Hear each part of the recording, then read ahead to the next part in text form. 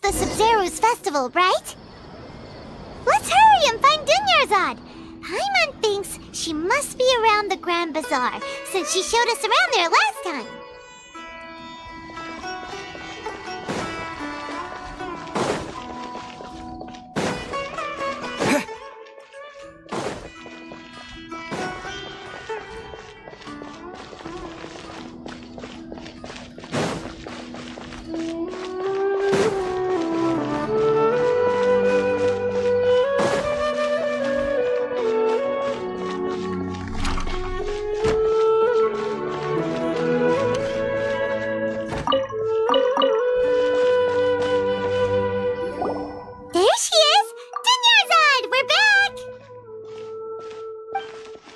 Just as promised, Traveler and Paimon. I'm so glad that you two came back to celebrate Lesser Lord Kusanali's birthday. Indeed. The festival's tomorrow. We've been preparing for so long that I can't help but feel a little nervous. There's no need to be nervous. Paimon's sure that Lesser Lord Kusanali will feel everyone's gratitude. Thanks, Paimon. I hope that everyone who comes to the festival will also have a good time. Speaking of which, did you manage to make your way to Port Ormos? Discover anything over there? Of course we went. A lot of things happened there.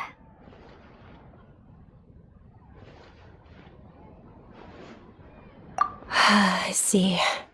Sounds like you two had another exciting adventure. If there is another chance, I would love to join. My lady, if you went to Port Ormos in your current state, we'd both be in for a lifetime of trouble. Dia! You were eavesdropping! It's called covert protection. Keeping an ear out for what's going on around my employer is part of the job. It's all right, Dia. I merely said I would like to go. I know better than to think my body could handle it. The festival's tomorrow. I've been doing nothing but causing trouble for you. So, Dia, please take some time to relax. I'll be fine. Even when you put it that way, it still doesn't feel right. Don't worry, my guardian knight. Okay, fine, but only tonight. Tomorrow's a big day, and many no-good scumbags are gonna try to take advantage of that. Oh, you two must be exhausted from your long journey back to the city. My apologies for not realizing this sooner. I've already prepared a room for you to rest. Please follow me. Whoa, you're so thoughtful. Paimon's so ready.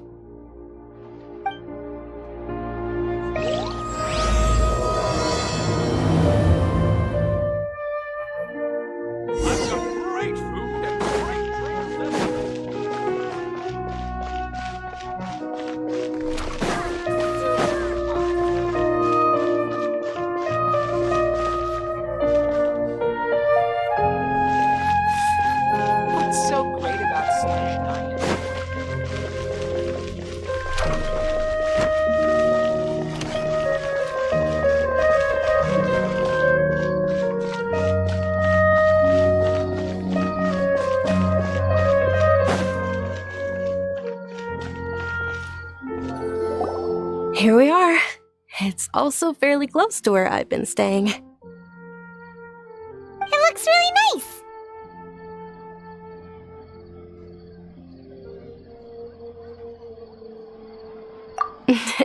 Not at all. Just tell me more about your adventures when you next get the chance. That's Paimon's specialty. Paimon can tell you stories next time. Oh, if you don't mind, how about we all walk around together tomorrow? All of my friends will be working the festival, and Dia is still insisting on her covert protection. Yeah. It'll be pretty hard to relax and enjoy the festival if Dia's constantly hovering over you, right?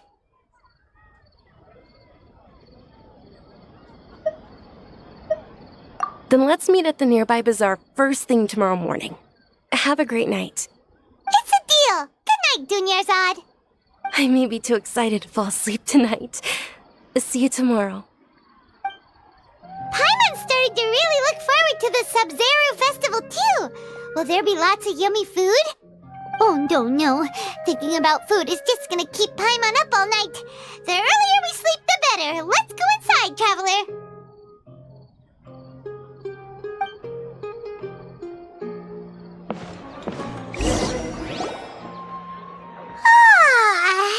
Did we oversleep? We should go meet Dunyarzad right away!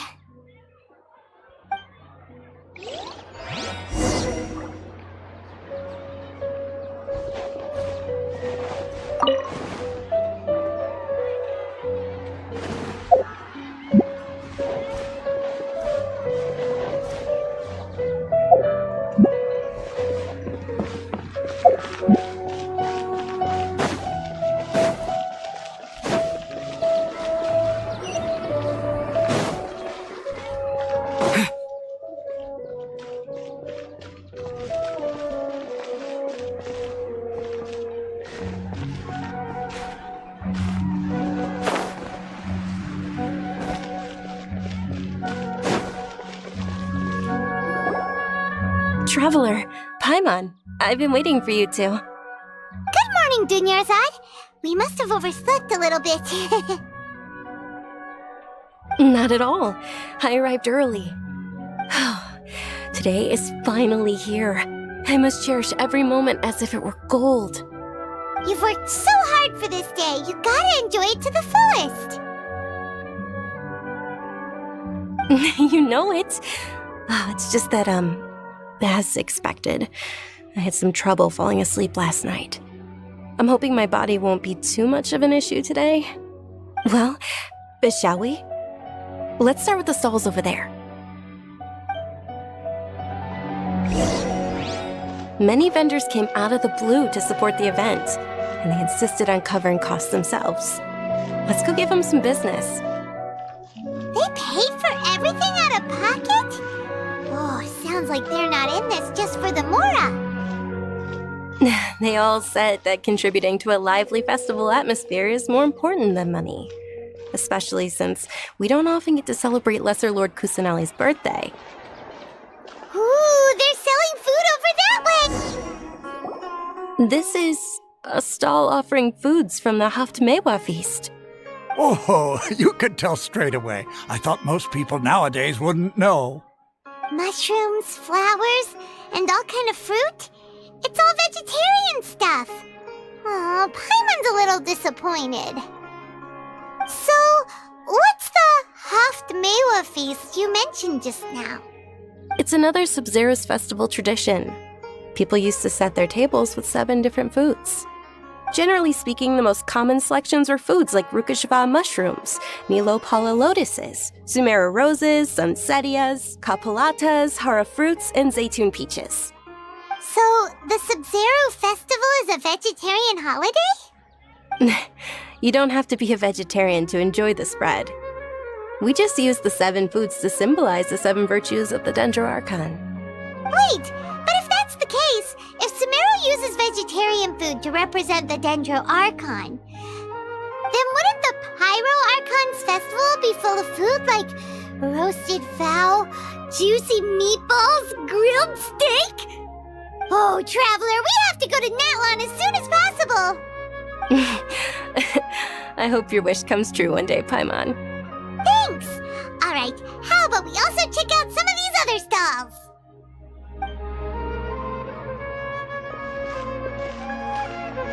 Dear customers, would you like to try your hand at alchemical divination? What's alchemical divination? Those two things sound like they'd be fun to try together. Right? I thought the same when I first heard about it. It is said to be a mysterious craft invented by none other than Lesser Lord Kusanali herself. So, How does it work? It's quite simple. After you give me any 2 alchemical reagents, I'll use them to perform a random transmutation. Sure sounds random. So random that it will probably fail. That is precisely what we need. After the transmutation fails, your one and only diviner here will interpret the remnants.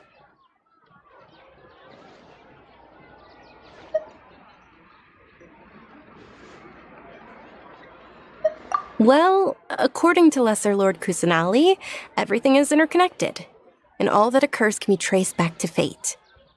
You could say this is a pearl of old wisdom. Why does everything sound so much more credible when Dunyarzad says it? Are you guys working together? So that's the true wisdom behind it. This young lady sure knows her stuff. So, how about it? Want to give it a try?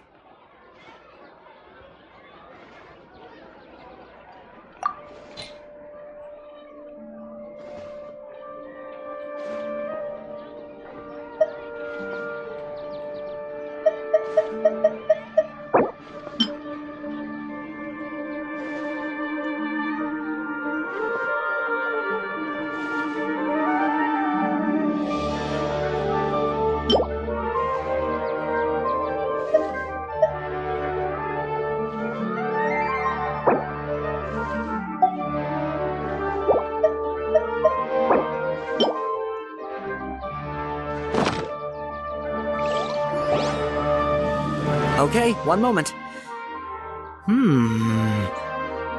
It's the moon. Paimon wants to take a look too! Is it? It looks more like a pie that Paimon bit into. Generally speaking, the moon signifies... It means... Wait a moment. Is he really looking it up in a book? Oh, I remember now. It means illusions and lies. Illusions and lies? That sounds rather ominous. Yes, but this book says that if you trust your intuition and overcome your fears, the sun will surely rise. He's not even trying to hide his book anymore. Naturally, fate will only ever show you the beginning of a journey. It is up to you to forge your own ending. Oh, thank you so much. I'll keep that in mind. Oh, it's nothing. I'm just learning as I go. Guess that was still pretty interesting. Okay, on to the next stall. They say the Sabzeruz festival was very lively a long, long time ago. Large flower carriages used to parade through the city. As they headed towards Port Ormos, people would throw flowers, candy, and liquor all along the way. Dunyarzad's eyes are sparkling right now. I wish I could have seen that spectacle. But if you ask me, I'm sure Nilu's Dance of Sabzeruz would be just as impressive. Things can't go on like this.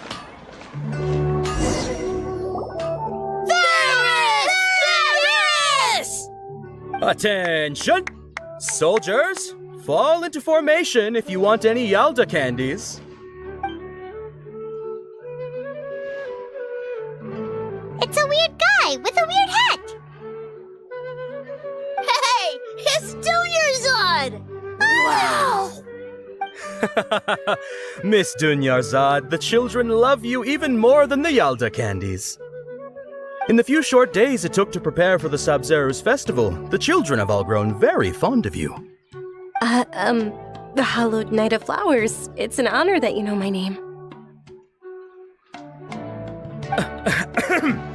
Attention! In the name of Ferris, the Knight of Flowers, I commend you on your contributions to the glorious Sabzeruz festival. All right, little soldiers. Take your Yalda candies and don't forget your loyalty to Lesser Lord Kusanali. Dismissed! Yes, Knight Ferris! Just what is going on here? Ferris, the Night of Flowers, is another Sabzeruz festival icon, and one immensely popular with children. In the past, the actor portraying Ferris would also sit on a flower carriage. It's all thanks to Miss Dunyarzad's sponsorship that the children can make such wonderful memories today. As are we to you, Vihar. Oh, not at all. Oh, speaking of tradition, do you want some Yalta candies? They're a festival staple, and I happen to have some boxes readied here. Take a look and pick whichever one you want. Whichever one? Don't these boxes all look the same? That is the fun part. Each box contains a random flavor. It's up to the luck of the draw. Flavors include lavender melon, hara fruit, sunsetia. Ooh, those all sound pretty good. And there's also lizard tail and oni kabuto. Huh? What's up with those two flavors? Oni kabuto is a little spicier than lizard tail. Dunyarzad, you tried them before? Traveler, help Paimon pick one. Paimon wants the sunsetia flavor. It's all right. Paimon believes in you. I also believe in your intuition. Great!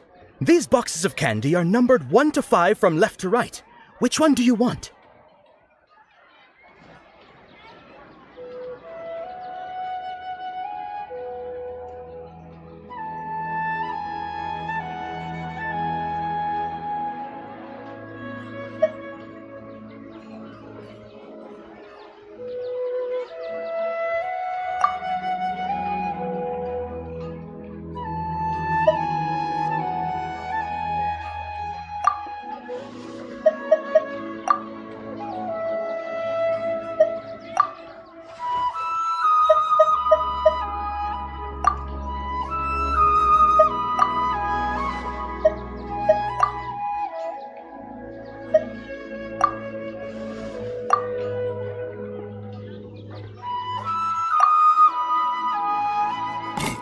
Attention!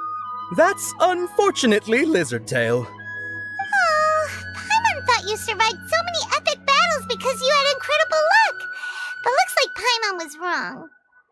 The sunsetia flavored candy was in box number 4. How about this? The most important thing is that everyone has a good time at the festival.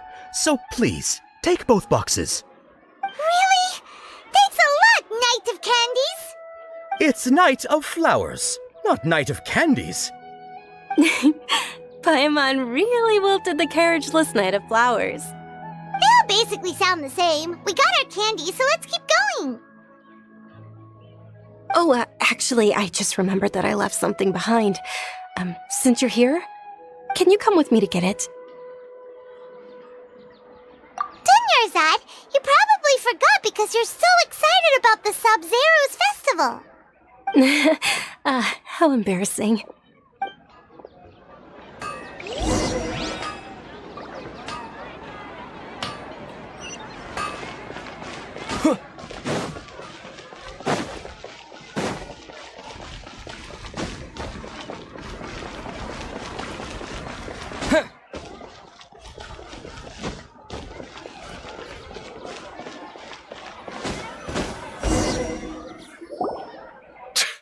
We're too late.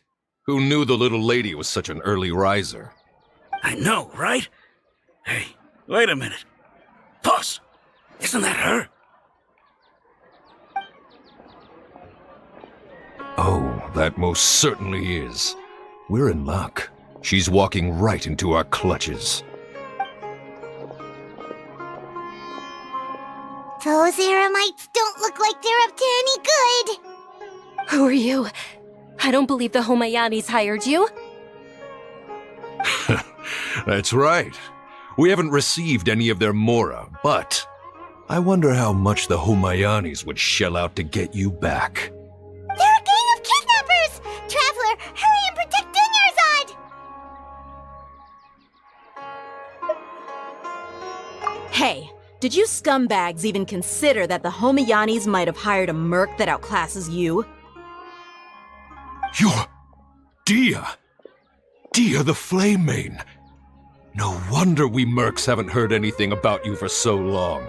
You sold your unruly mane to the highest bidder. Don't speak so disrespectfully. My family started working with her as gratitude for her past kindness to us. Don't worry about it, my lady. Just some friendly banter between mercs. One punch and those rabid dogs will expose themselves for what they really are. Aren't your claws all dull by now? Don't get too cocky!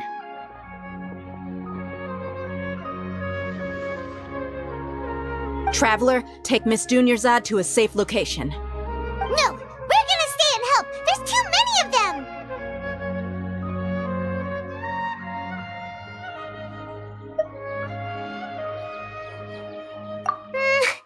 You're right. All right, fine. Please be careful, Dia. Don't waste your time worrying about me. This is my job. Look out for yourself. After I've wiped the floor with them, I'll go find you all.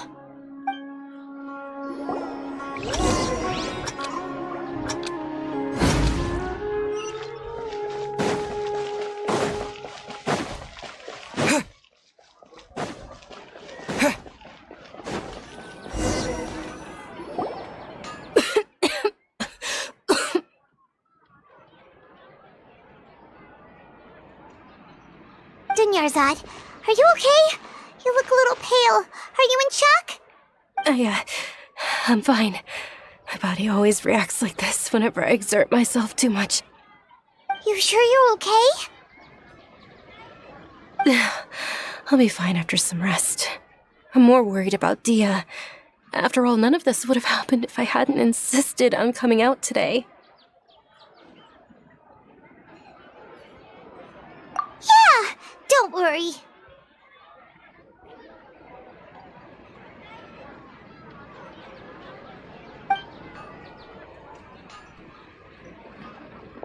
My lady, Traveler, found ya. Dia! You took care of them so fast! Any more of them? Or rather, did anyone follow you? Dia, your arm! Oh, this? I'm fine. It's just a scratch. Normally, they wouldn't have been able to land a hit on me at all, but I'm still getting used to this new greatsword. Please, let me take a closer look. Come on, it's nothing. Us mercs aren't as fragile as you think. Hold on, you said something about a new greatsword. What happened to the one you were using before? About that. Well, I sold it, because I was low on Mora. Stuff like this happens every now and then. It can't be. The anonymous donation that was used for the venue's final round of preparations?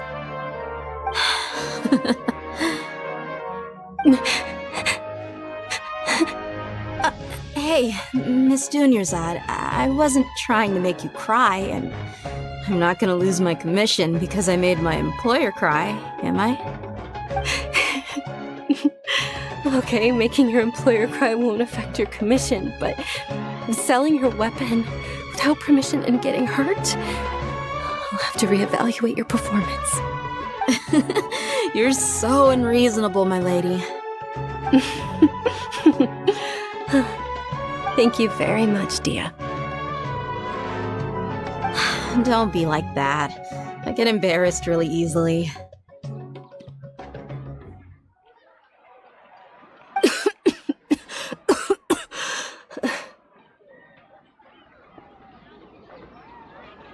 Are you feeling unwell again, Dunyarzad?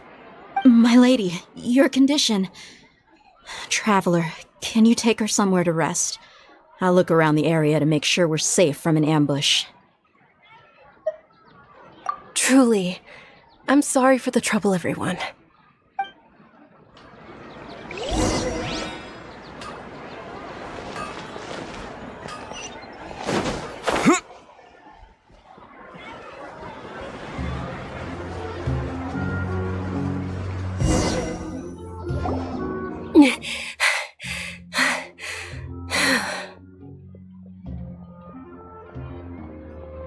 Are you feeling better, Dunyarzad? Yes, much better. Just give me a few moments and I'll be good to go.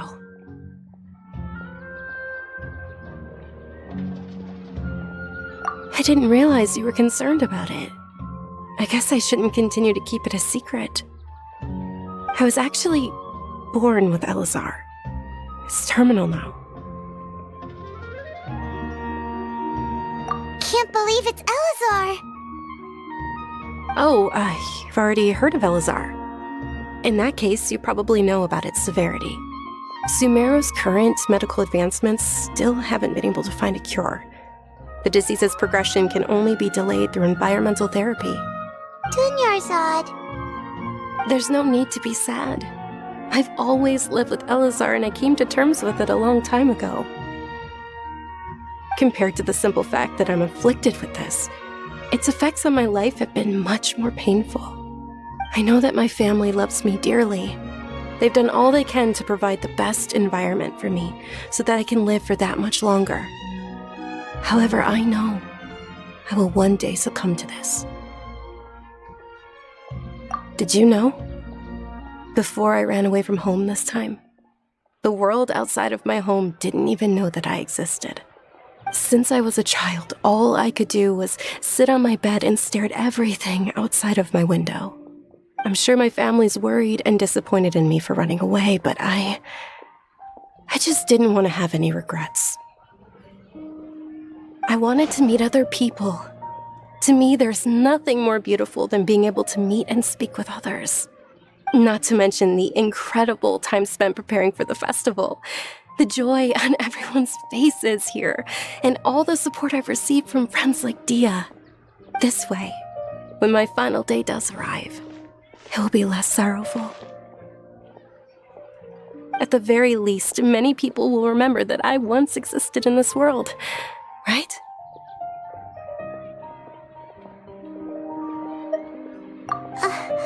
As long as you don't forget Paimon, Paimon also won't forget about you. No, even if you forget Paimon, Paimon will still remember you. Thank you two so much. I apologize for the depressing conversation. This is out of character for me. To be honest, Lesser Lord Kusanali gave me the courage to do all of this. If it weren't for her encouragement, I wouldn't have taken that first step.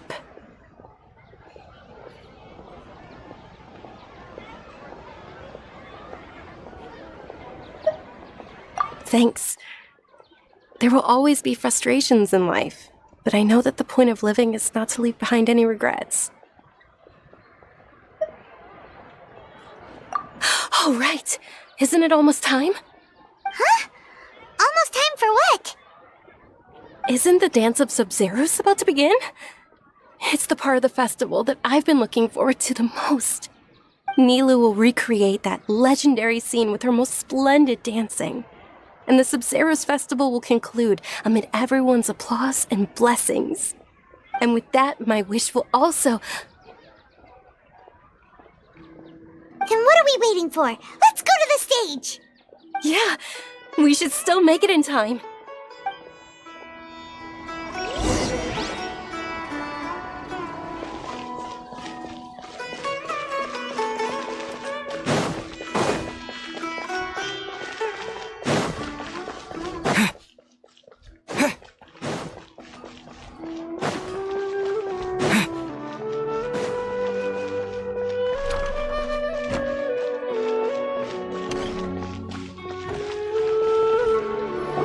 Were you not aware that the law prohibits this type of performance from taking place without prior permission? Over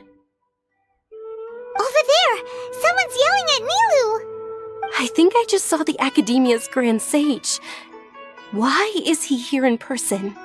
But the Dance of Sabzeruz is one of the key parts of the Sabzeruz Festival. If we can't perform it... The Sabzeruz Festival.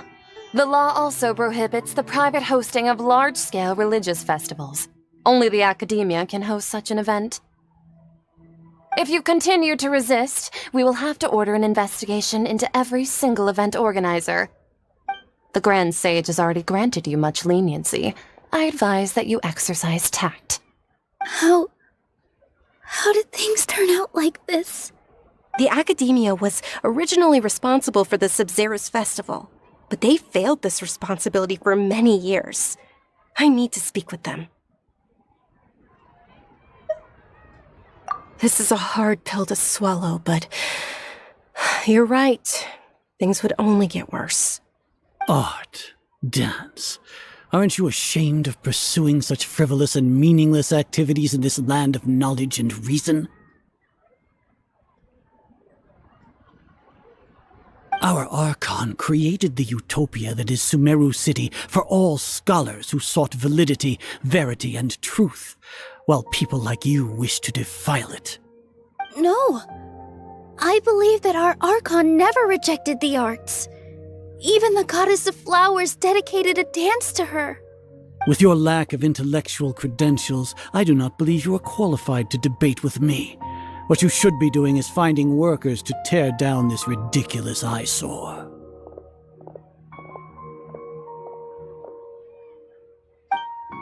When we return, have the scribe draft an ordinance before the next Nyagarbha Day that prohibits public art performances. We will announce it to the public later via the Akasha. Understood. I will inform him when I return.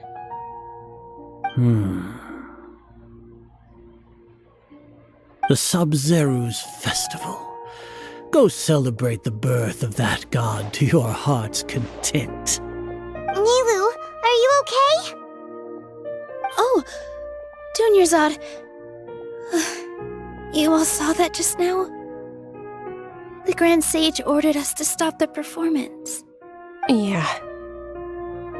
Let's go somewhere the Academia can't find us and perform there. But how do we let everyone know? And what about the atmosphere on the stage? Or we could get people to block them off so they can't interrupt the performance. No. They just threatened to investigate the organizers. If we were caught... Nilu, it's all right. Don't worry about it. But you've been looking forward to the Dance of Sabzeruz so much, and I know how important this festival is to you. I don't want you to have any regrets. It's okay. Seeing you care this much about my feelings is more than enough. It would be too risky to continue the Sabzeruz festival at this point. I don't want to get everyone in trouble. If you say so. But you can sneak out for the next Sabzeruz festival, right? We'll make sure the next one is a smashing success. The next one. Yes. Okay, it's a promise. It will be a smashing success. I can't believe this is how things turned out. Those heartless geezers. It really is okay. There's nothing we can do about it. Still, I'd be lying if I said I had no regrets. I would have loved to see Nilu's dance.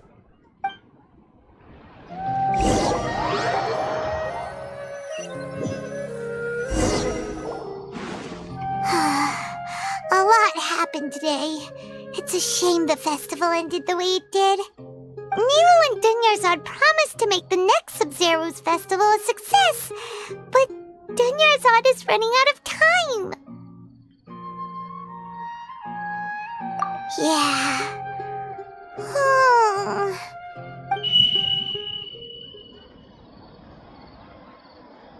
All connections have been secured to construct the most stable framework possible. The project has entered its most critical phase. Power has begun to flow from...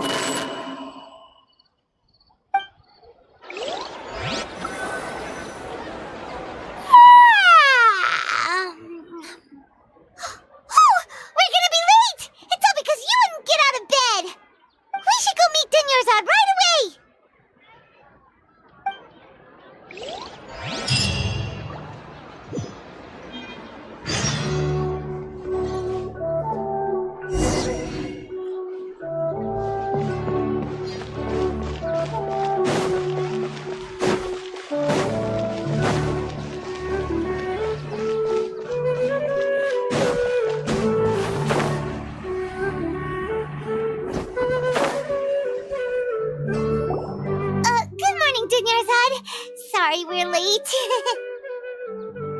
Not at all. I arrived early. You seem kinda tired. Did you not get enough sleep? I'm doing well. There's no need to worry. Shall we go? Let's start with the stalls over there. Sure! Traveler? Why are you just standing there? Let's get going!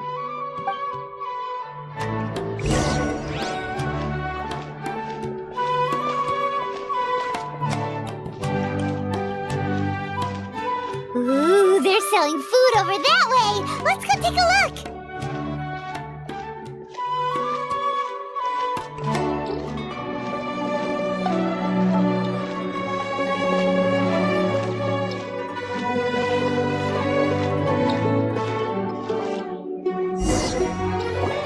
This is a stall offering foods from the Haftmewa feast. You're quite well informed, miss. I thought most people nowadays wouldn't know. They're all plants! Oh, Paimon's a little disappointed. Actually, what is the Haftmewa feast you mentioned just now? It's one of the Sabzeruz festival's traditions. People used to set their tables with 7 different foods to symbolize the 7 virtues of the Dendro Archon. Remnants appear to be in the form of the moon. Really? Paimon thought it looked like some kind of food. The moon signifies... It's escaping me for now. Wait a moment. Is he really looking it up in a book? Oh, right. It means illusions and lies. But if you trust your intuition and overcome your fears, the sun will surely rise. Understood. I'll keep that in mind. Oh, it's nothing. I'm just learning as I go. Guess that was still pretty interesting. Okay, on to the next stall. So, where to next?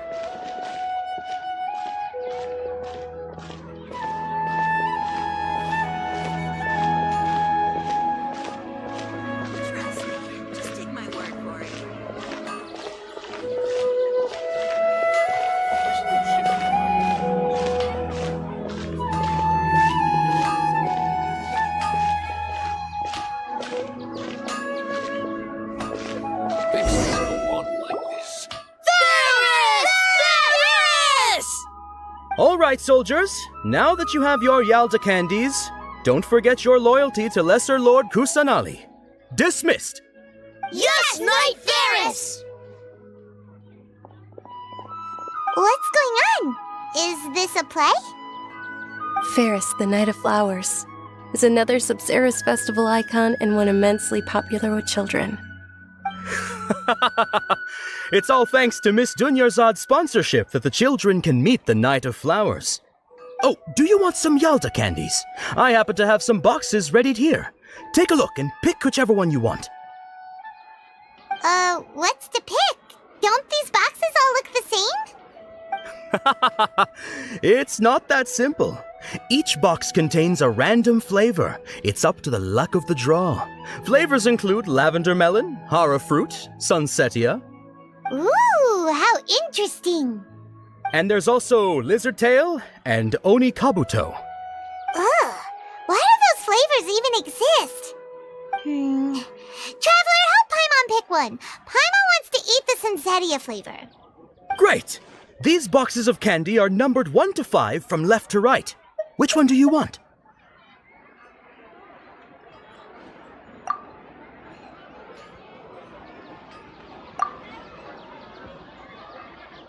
Ah, excellently chosen. Number 4 is indeed Sunsetia. Ha-ha! Paimon bet you had incredible luck, and Paimon was right!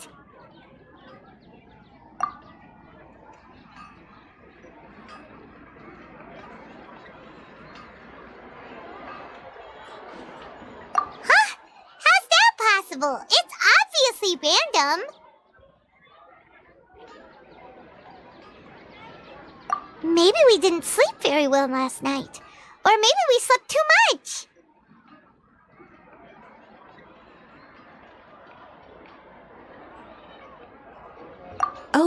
Sure. Huh? Where are you going? You're just gonna walk off like that?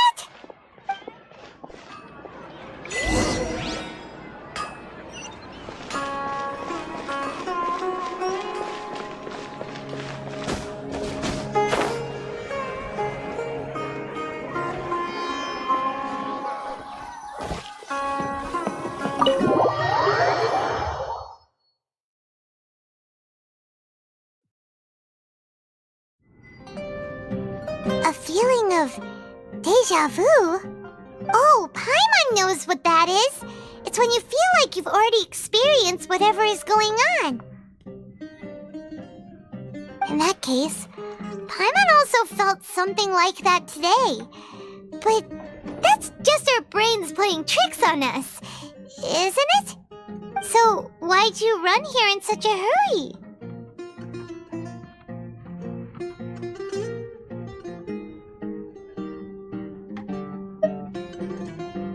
So that's it! You're intentionally doing things you usually wouldn't and seeing if you still get that same feeling of déjà vu.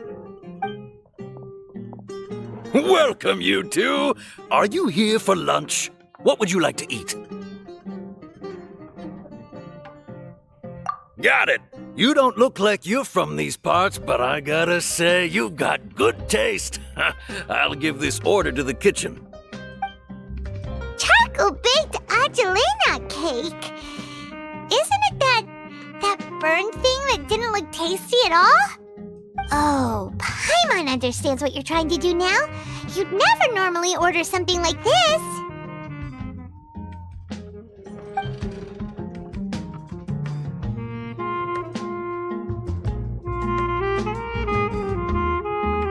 That thing? Are you really gonna eat it? Isn't this going a bit too far?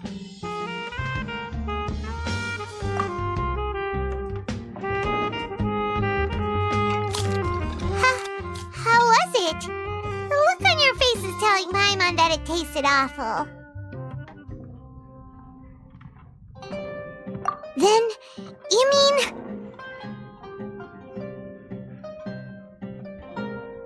That's impossible! We were just talking about how gross it looked! So, would this be a case of taste bud déjà vu?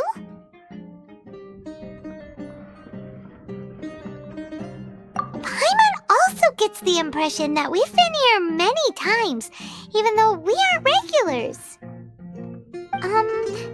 How about we go out again and try something else?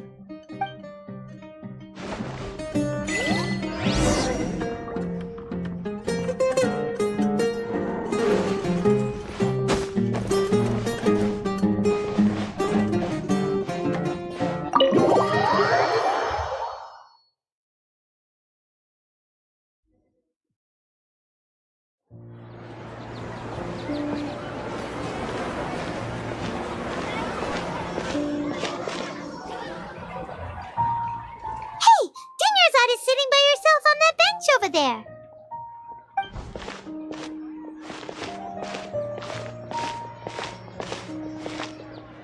What a coincidence, Dunyarzad.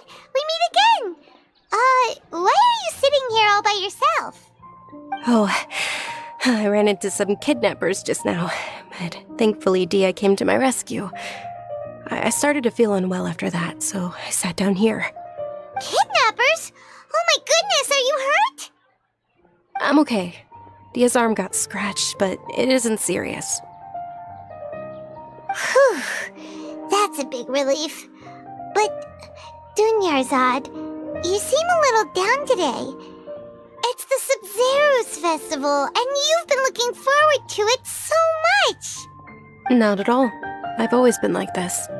Excessive physical exertion or strong emotions tend to aggravate my illness. Besides, no matter how amazing today may be, it is but a single day. After however many more days, my time will come to an end.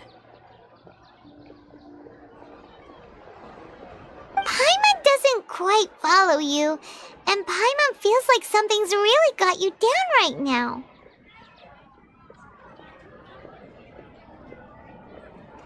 It really is fine. I don't mind.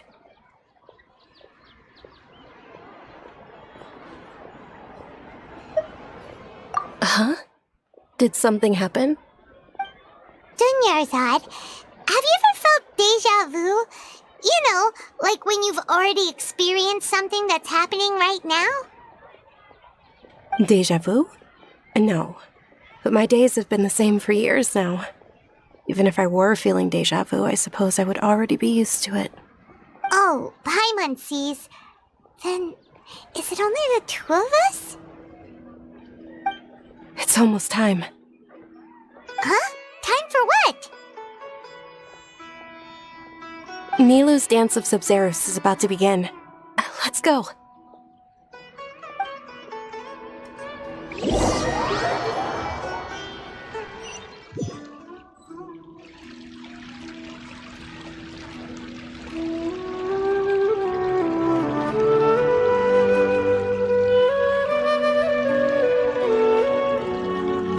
With your lack of intellectual credentials, I do not believe you are qualified to debate with me. What you should be doing is finding workers to tear down this ridiculous eyesore. When we return, have the scribe draft an ordinance before the next Nyagarbaha Day that prohibits public art performances. We will publicly announce it later through the Akasha. Understood. I will inform him when I return. The Sabzeruz Festival. Go celebrate the birth of that god to your heart's content.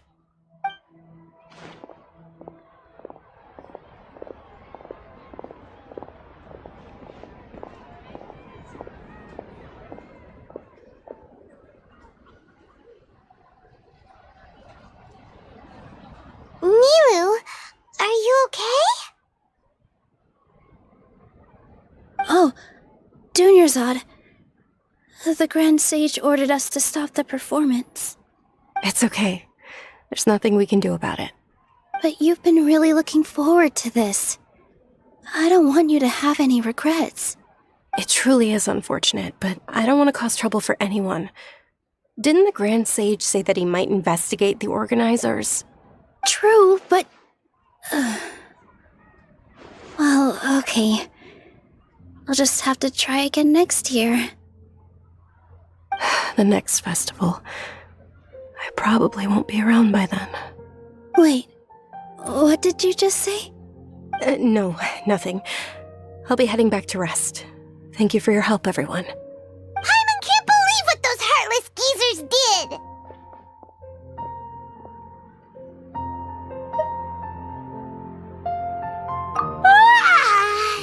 Did Dunyarzad already go back? We should also return and get some sleep. So,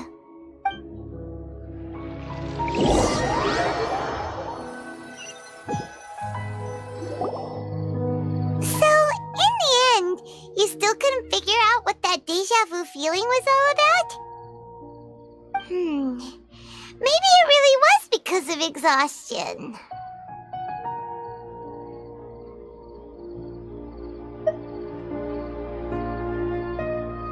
Same here.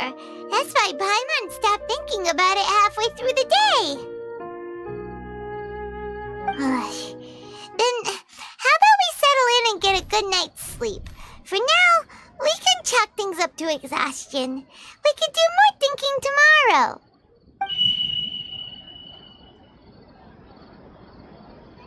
Observing a modest drop in the output of jnana energy, but values still remain within normal parameters. Continue to monitor the variances in the data and find the cause as soon as possible.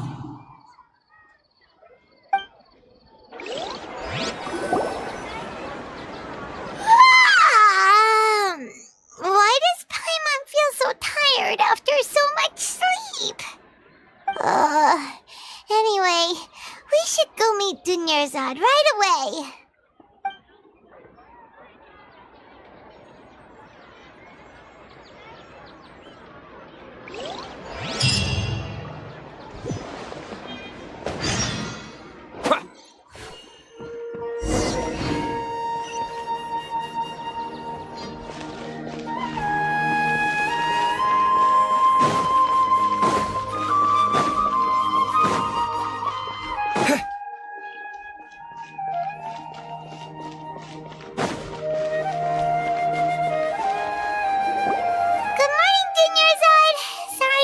you waiting. Not at all. I arrived early. Huh? Paimon thinks you sound kinda tired. Did you not get enough sleep? I'm doing well. There's no need to worry. Shall we go? Let's start with the stalls over there. Great idea! Let's get going! Traveler? Hey.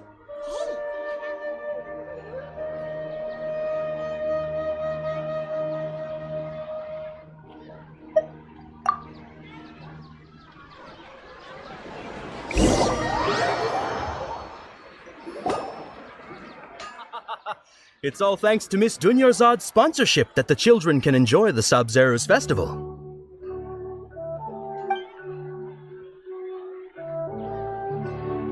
Oh, are you interested in Yalda candies? I have some boxes of candy here. Pick whichever one you want. Not much of a choice. All these boxes look the same. It's not that simple. Each box contains a random flavor. It's up to the luck of the draw. Flavors include lavender melon, hara fruit, sunsetia. They all sound pretty tasty. And there's also lizard tail and oni kabuto. Huh? What were those last two? He'll help me choose. Paimon wants to eat the sunsetia flavor. No problem. These boxes of candy are numbered 1 to 5 from left to right. Which one do you want?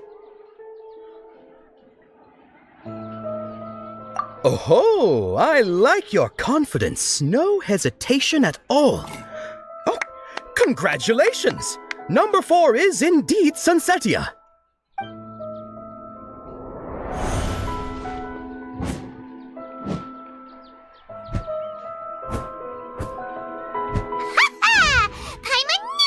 Had incredible luck.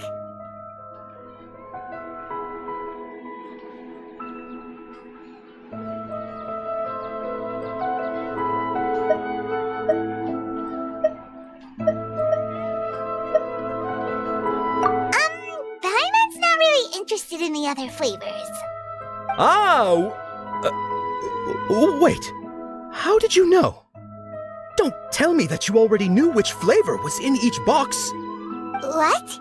He was right about all of them? That couldn't have been luck. How is this possible? I packed all those boxes this morning and they've been sealed ever since. You couldn't have known beforehand. Mind reading? X-ray vision? Or some kind of magic trick? This is way too freaky. Tell us what's going on. Since when did you get superpowers? Traveler?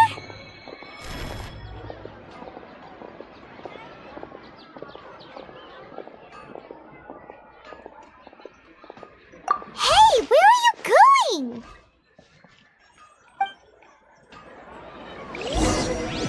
What's going on? Did you see something? Us leaving Dunyarzad without letting her know is kinda rude, you know.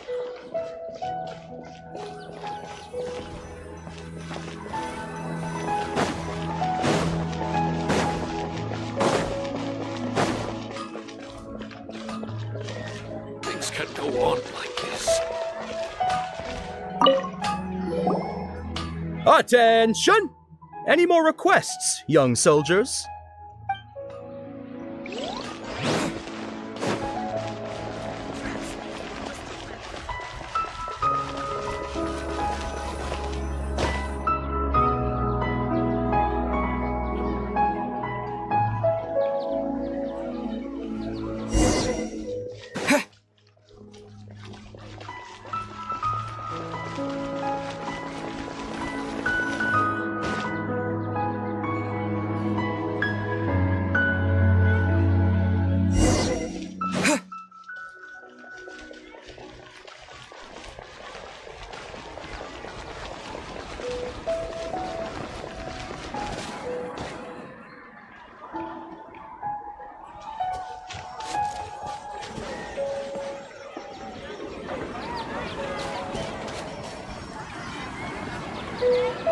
What are you looking for?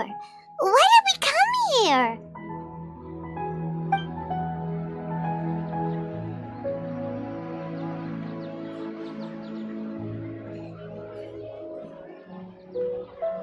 traveler.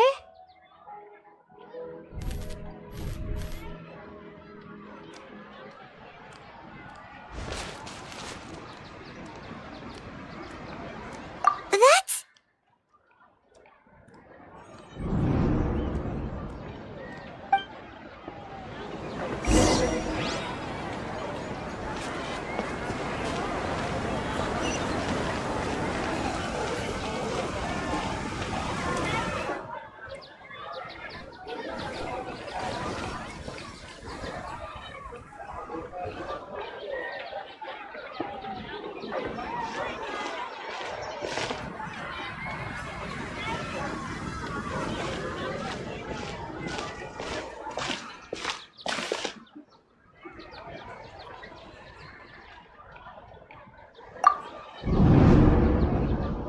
Look!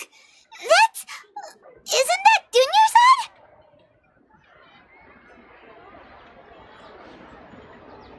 What's happening here? Why are there two Dunyarzads? You already know that this isn't your first Sabzeruz festival, don't you?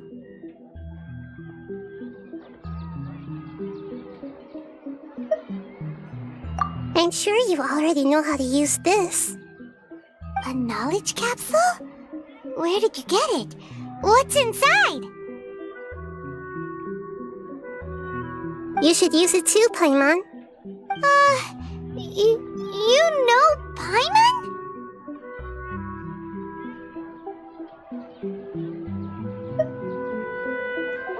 Well, this seems kinda sketchy, but Paimon feels like this is what we should do.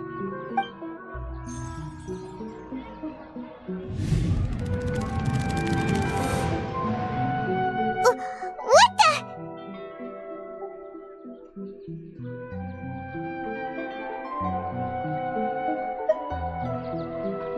This is our 20th time at the Sabzeruz Festival? Huh? No, the 30th? 40th? Just how many times have we been to the Sabzeruz Festival? Have we been trapped in a single day? If it weren't for you, we wouldn't have even realized. What the heck was inside that knowledge capsule? Your memories are still scrambled? Try your best to remember. This isn't the first time we've met, and I answered that question a long time ago. Let Paimon think. Oh, it's coming back.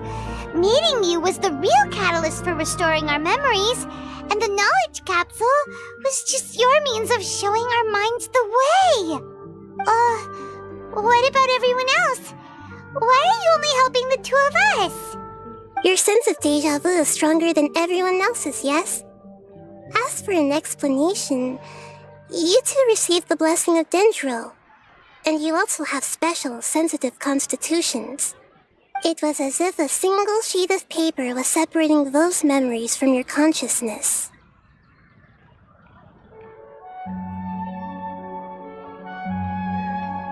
A familiar question. I think this is the 7th time you asked that. As you can see, she isn't doing well. You probably sensed it too. The Dunyarzad you were just with is different from the first Dunyarzad you met. That first Dunyarzad is in front of you right now, and she doesn't have a lot of time left.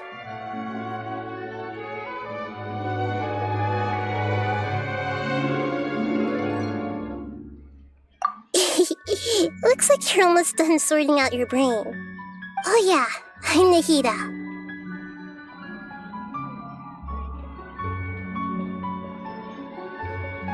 Good, you passed the test. What's happening? You can awaken our memories, and you seem like you know what's going on. Oh, wait, please don't tell Paimon even you don't know. Everything in this world runs in a loop. This cycle is called the Samsara. You, me, and everyone else are all stuck inside the one-day Samsara. As for the truth, that's on you to find out. If you were told the truth instead of discovering it yourselves, it would literally blow your minds. I don't know how you'd be after that. I can only give you surface-level help, like bits of information and subtle hints. For the rest of the time, I'll be doing all I can to slow down Dunyarzad's illness. She looks like she isn't doing well at all.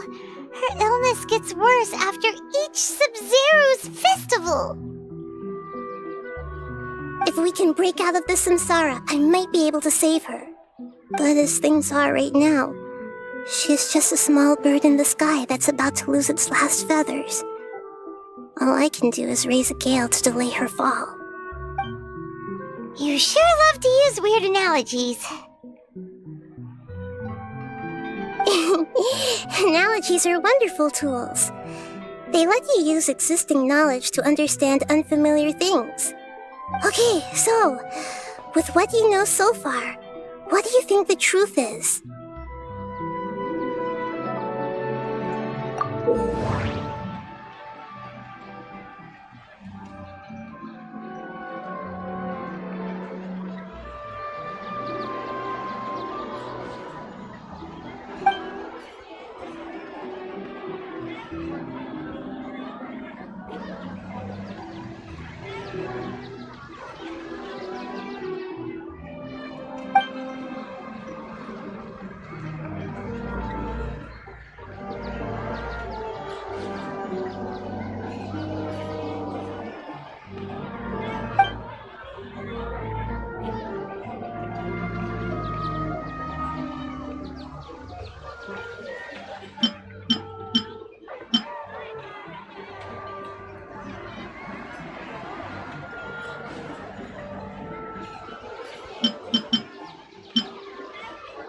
We've already experienced the Sabzeruz festival many times, and the day of the festival seems to be in a perpetual samsara.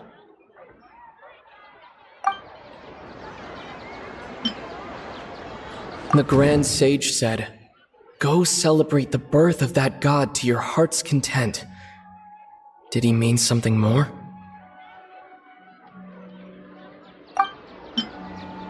The moon, illusions, and lies.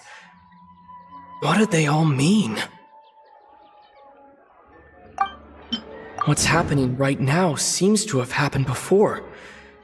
This feeling has been getting stronger and stronger.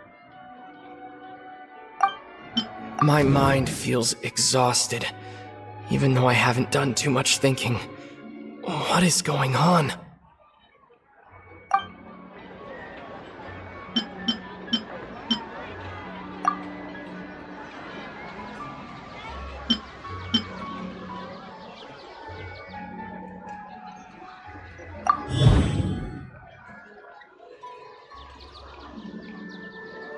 That should be it. The flow of time is endlessly cycling within one single day.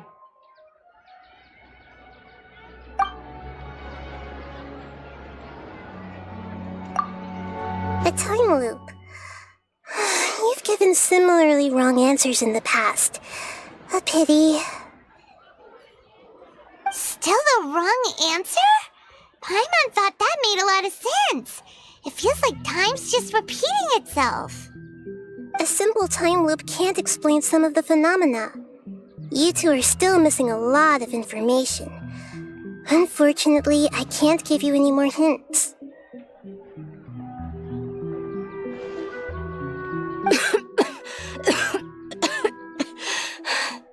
Dunyarzad! The Sabzeruz festival is happening every day, but that doesn't mean we can waste an infinite amount of them. Hurry and find the truth before today's festival ends.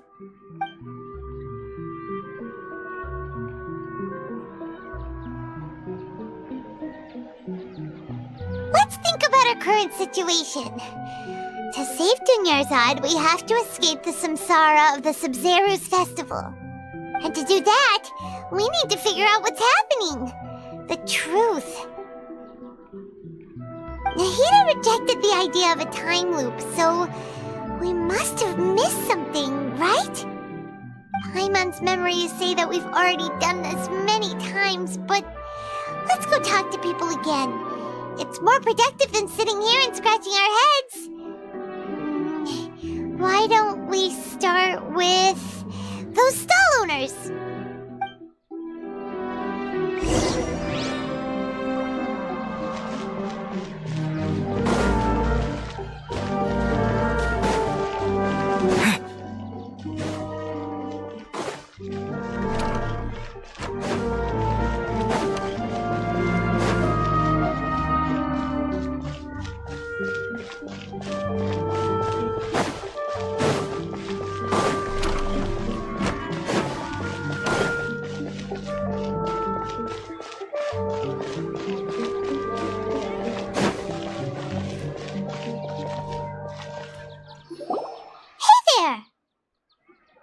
Hey, it's you guys again.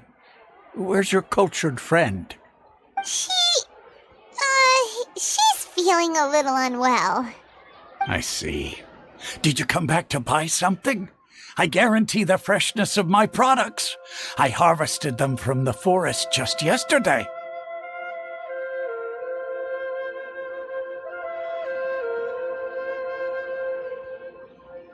Huh?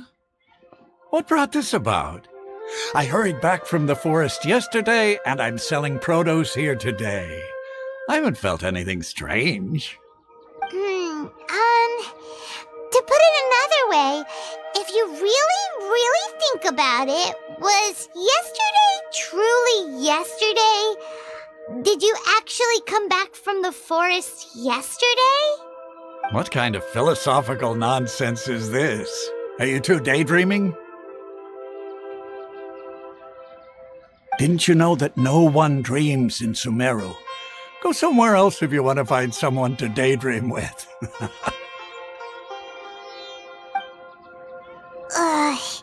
He actually has a point. Is this a dream? Is everyone dreaming? True. It's so weird that people here don't dream. Why is that? Anyway, if this all really were just a dream, we would have woken up a long time ago. Let's keep asking around.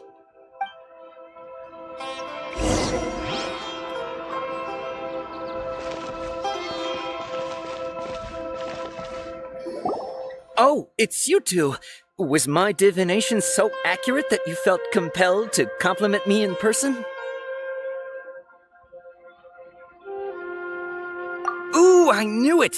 I told you, the god's divination is highly accurate. You just hadn't fully understood its significance yet. You're really excited about this, huh? That's exactly why we came back.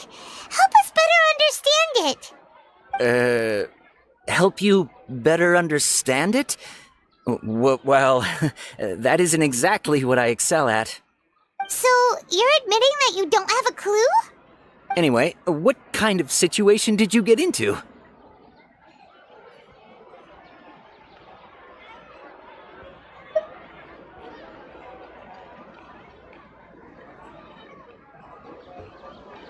Huh? Hold on a second. I thought you guys just lost your wallet or fell for a scam. What you just said, are you serious? Does that kind of thing actually happen in real life? Paimon knew you weren't going to believe it. Marvelous. Truly marvelous. I believe you. Recall the interpretation of your divination. The moon, illusions, and lies.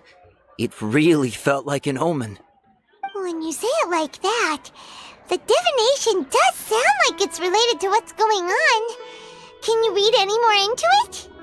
I believe that the Archon's revelations are never more than vague hints. Anything more specific is beyond the reach of mere mortals. The book only says, if you trust your instincts and overcome your fears, the sun will surely rise. So that's how it is. Looks like fortune-telling is just fortune-telling. It's no good for practical problems. We haven't made any progress. Who else can we talk to?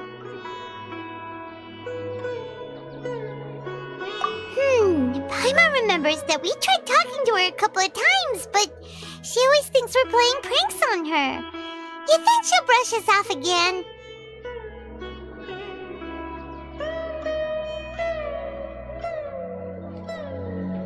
Yeah, if we tap into Dia's strong sense of responsibility as a mercenary, then she'll definitely take us seriously.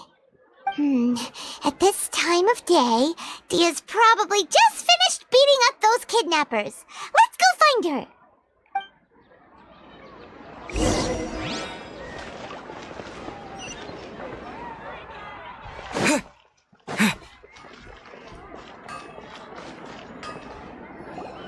I'm fine, my lady. It's just a scratch. Perfect timing. Both of you are here. Paimon, Traveler, you came at just the right time. Listen, there was a dangerous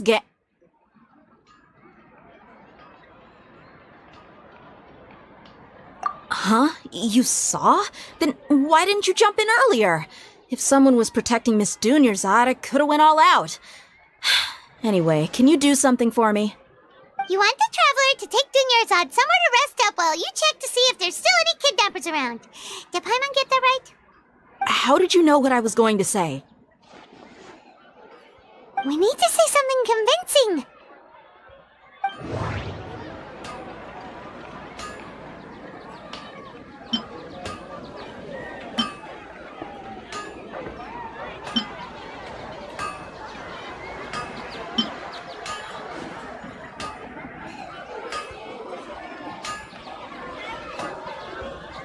The moon, illusions, and lies.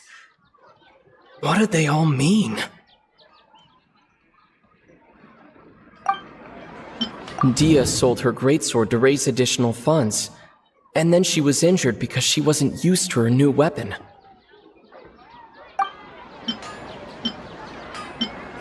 People in Sumeru don't dream. What a strange phenomenon. My mind feels exhausted, even though I haven't done too much thinking. What is going on? Tell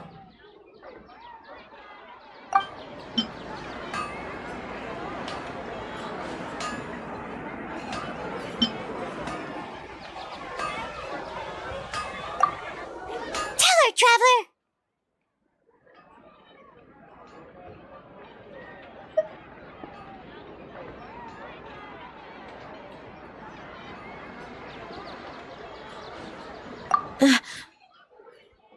I didn't tell anyone about that. Including Miss Dunyarzad. You couldn't have known. And just now, you literally took the words right out of my mouth. What's going on? All right, so this is the situation.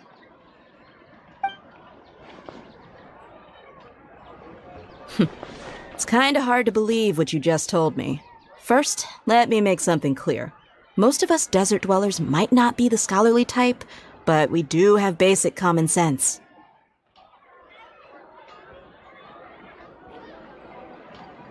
She's quieter than usual, uninterested in anything, and really gloomy. Yeah, she isn't the same as before, but her parents said that this is how she was like at first. Huh? At first? I don't quite understand what you're all talking about. I'll go rest on the bench over there. My lady, are you angry?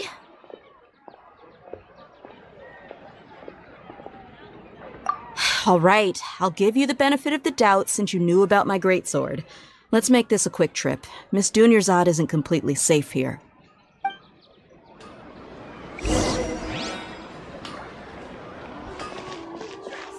Just take my word for it.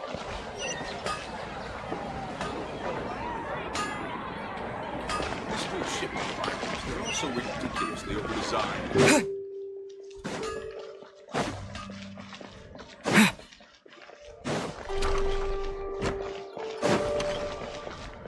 I've got great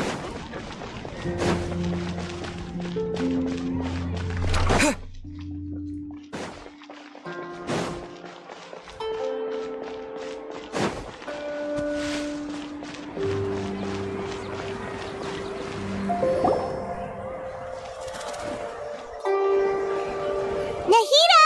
We brought a friend! Are thought I told you that it won't help to bring anyone here. We just wanted her to see the real Dunyarzad's condition. The real Dunyarzad? Where and who are you talking to? Huh? I told you that you two are special. Other people can't see me or Miss Dunyarzad here.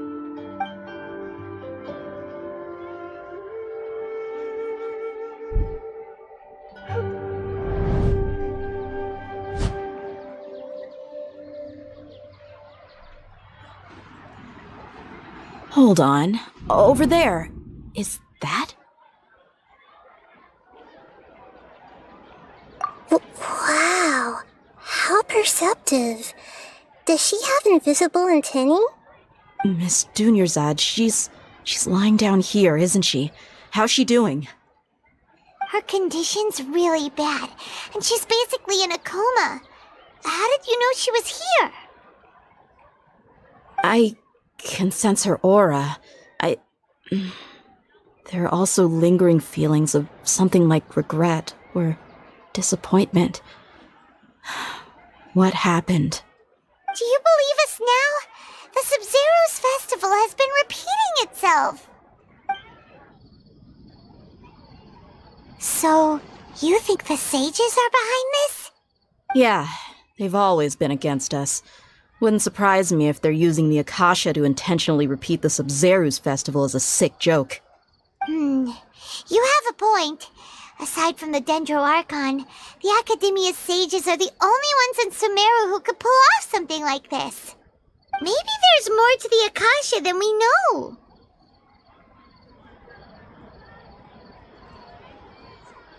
Right! Didn't you awaken our memories using something that looked like a knowledge capsule?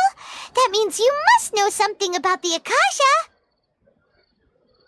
The Akasha relies on the power of a gnosis to operate, as it is the manifestation of the God of Wisdom's power.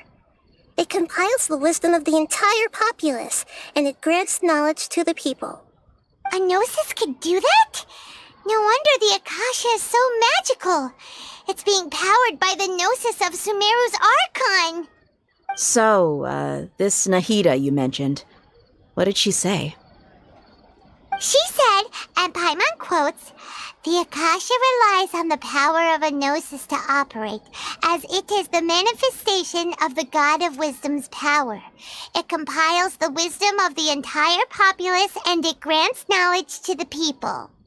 Compiles the wisdom of the entire populace and grants knowledge to the people. Wait. I get the grants knowledge part. That's what people have always used the Akasha for. But compiling the entire populace's wisdom? How does that work? Did she mean that the sages enter new knowledge into the Akasha?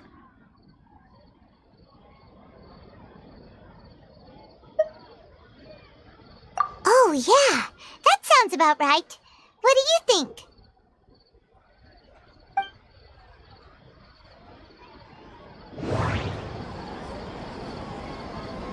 People in Sumeru don't dream. What a strange phenomenon. Okay, Nahida said the Akasha relies on the power of a gnosis to operate, as it is the manifestation of the God of Wisdom's power. It compiles the wisdom of the entire populace, and it grants knowledge to the people. My mind feels exhausted, even though I haven't done too much thinking. What is going on? What's happening right now seems to have happened before. This feeling has been getting stronger and stronger.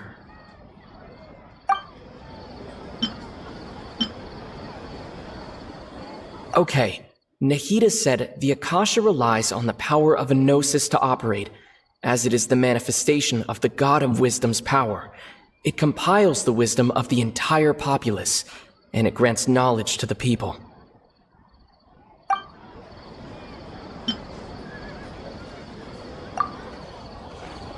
You mean the Akasha is causing our mental fatigue?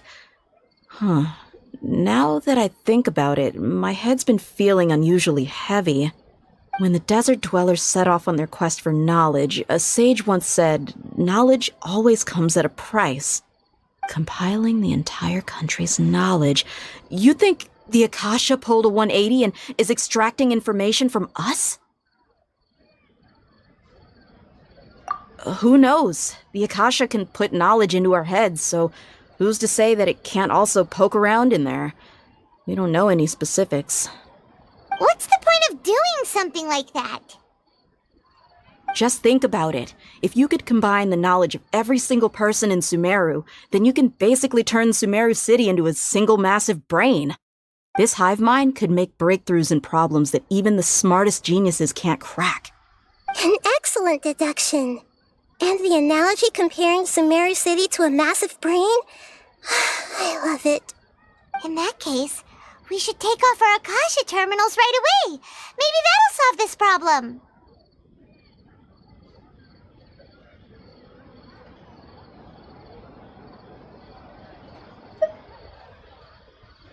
Yeah, I was only wearing this for show in the first place. Didn't expect the sages to cook up such a conspiracy. Mark my words, when this is over, I'm getting evidence and exposing this whole thing to the public. How does everyone feel? Huh? What is it?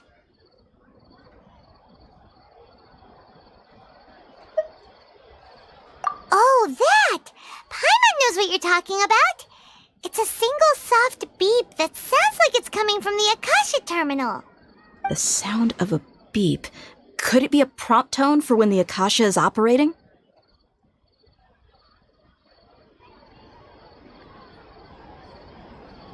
That's probably an important clue. We weren't using our terminals, but we heard a beep anyway.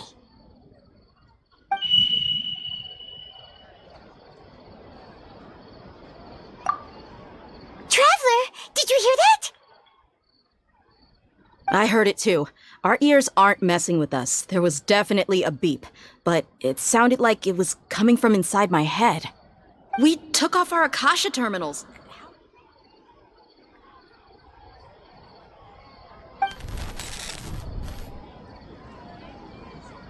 Phase runtime has exceeded its expected length. At this rate, there may be casualties. But we cannot lose all of our progress.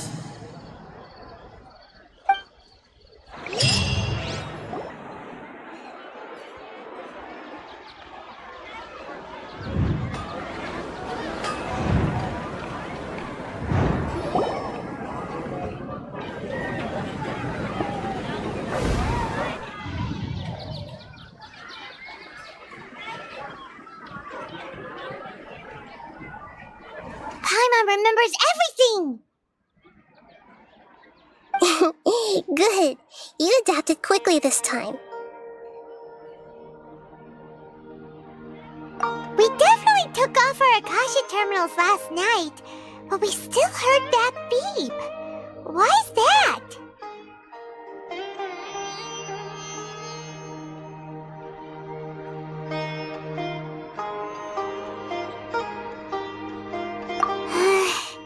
But now we can at least confirm one thing. The Akasha definitely has something to do with whatever's trapping us in this cycle. Oh, Paimon doesn't get it. Why would the Akasha go this far if all it wants is everybody's wisdom? It's extremely difficult for lab rats in an experiment to understand why they're being treated the way they are. If we're lab rats, then what are you? Nahida, you've never told us anything about yourself. I guess I'm the moon. The moon? Wasn't that the result of our divination? Anyway, knowing who I am won't help you get closer to the truth, so you should focus on other things. Don't get distracted and miss any clues. Okay then. Dia helped us a lot yesterday, so let's go find her. If Paimon's reading the time correctly, those kidnappers should be showing up soon.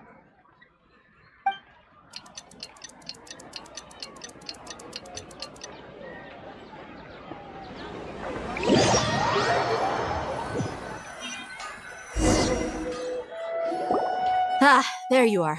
I've already taken care of those kidnappers. My lady, did you get hurt?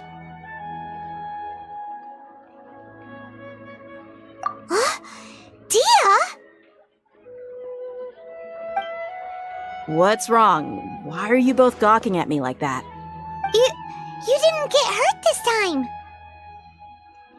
Huh? What do you mean this time? Why are you so surprised that I managed to get out unscathed? Those kids were amateurs.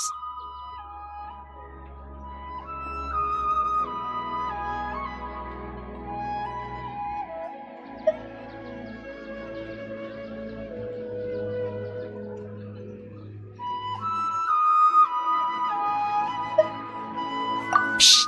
How did you know about my greatsword? I haven't told anyone about it. Please, don't tell Miss Dunyarzad. So Dia's lost her memories after all.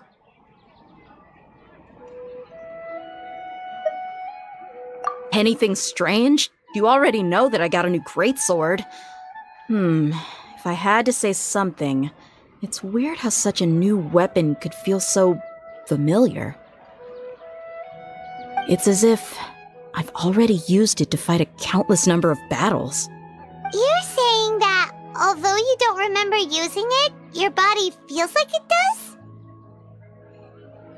That's right. Both mercenaries and warriors heavily rely on muscle memory. Only knowing the theory of battle won't get you anywhere. Traveler, what do you think?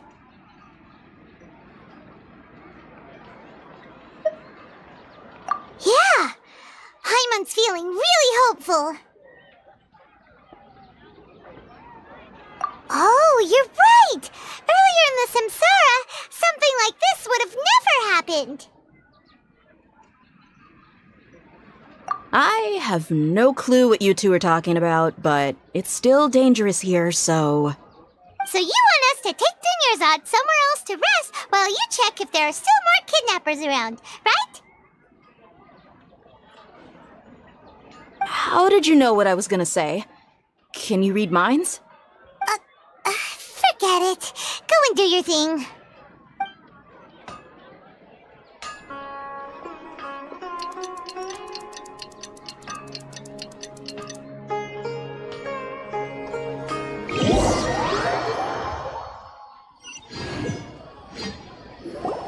Whew. It's finally nighttime. Aside from Dia not getting injured, everything seems to have stayed the same. Listen, Nahida, we found out that Dia got out just fine today, even though she got injured every other time she fought the kidnappers. Do you think the Samsara has been broken? Have we saved Dunyarzad? Really? Good job on all that progress. Get some good sleep tonight. Hey, what kind of an answer is that? Tomorrow will come. Everyone assumes this is common knowledge, but the only way you can know that for sure is if you experience tomorrow. How many todays has it been? Is it possible that today will be followed by yesterday? Does tomorrow truly exist as anything beyond a made-up concept? It's even possible that this entire world is a lie, and the history of the whole world has just been one endless Sabzeruz festival. Okay, no more. Paimon's brain is already shut down. That's why it makes no sense to waste your energy thinking about things you will learn tomorrow. Get some good rest. You know, use the bathroom and flush your anxiety dookie away. Huh? Hold on, what did you just say? Did Paimon hear you correctly? Huh? People always say they feel a sense of relief after they take a duk-duk. That's why I suggested you could try that.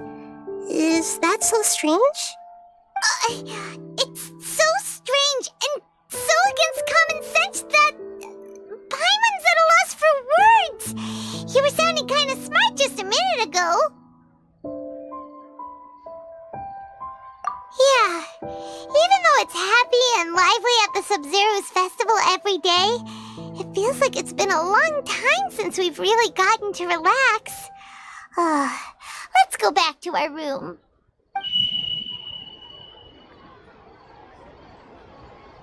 Continue the harvest.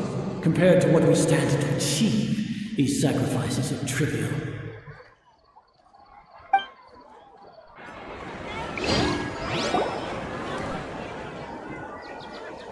We're still in the same day!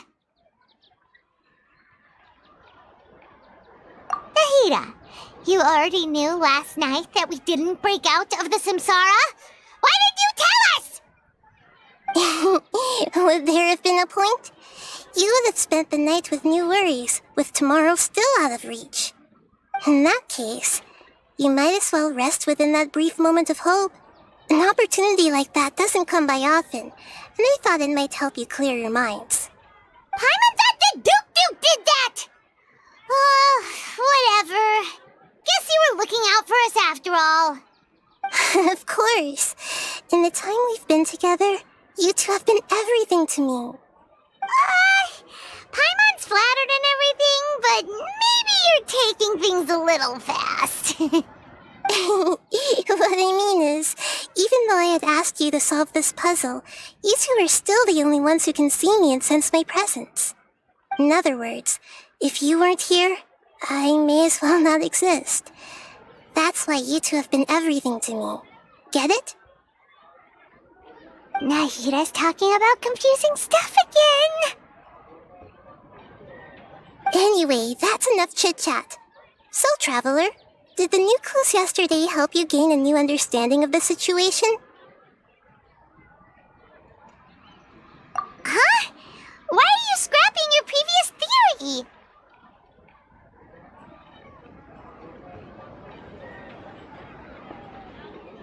Oh yeah, you're right!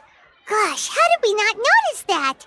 In a simple time loop, people's physical conditions should also reset. So, what's your new hypothesis?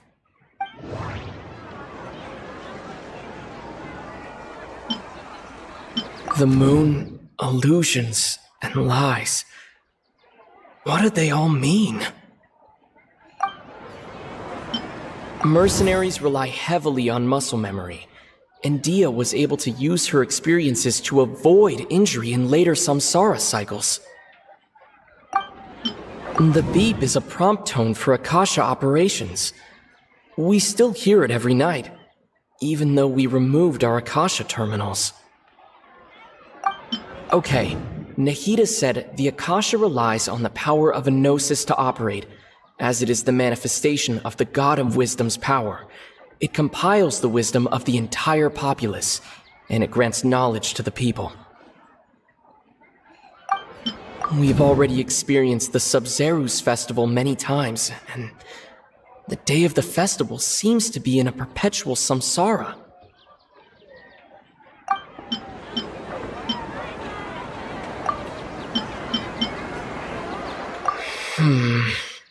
I can't seem to cohesively piece everything together.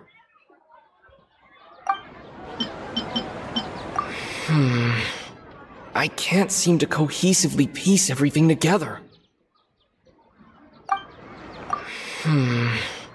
I can't seem to cohesively piece everything together.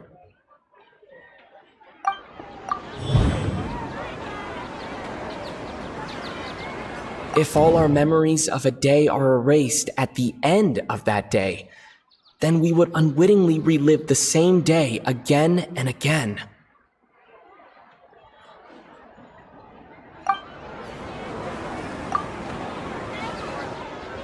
Oh!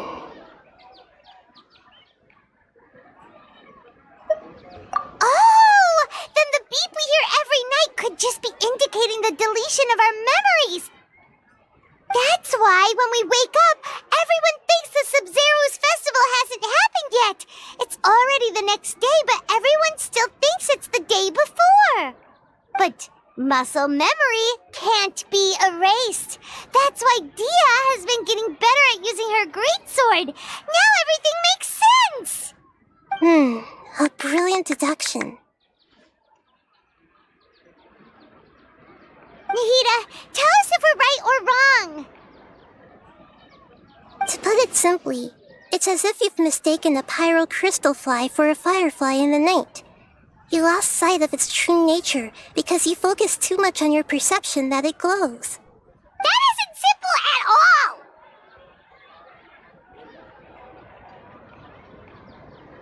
all! Why don't you go talk to Miss Dia again?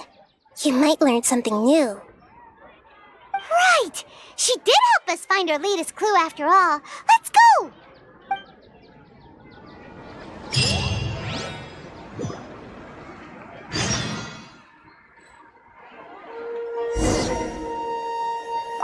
We don't have many more festivals to waste. Hurry and find the truth.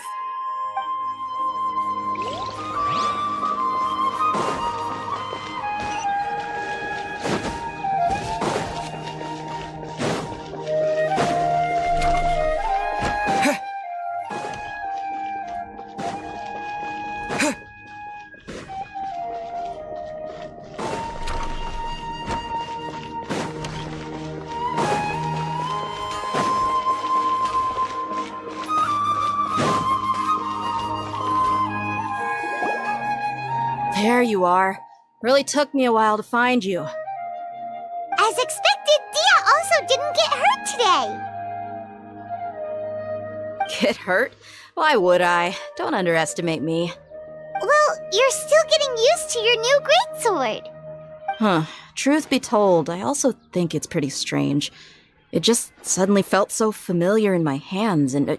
wait a second! How did you know I got a new greatsword to begin with? I didn't tell anyone about it. Traveler, could you explain the situation to her today?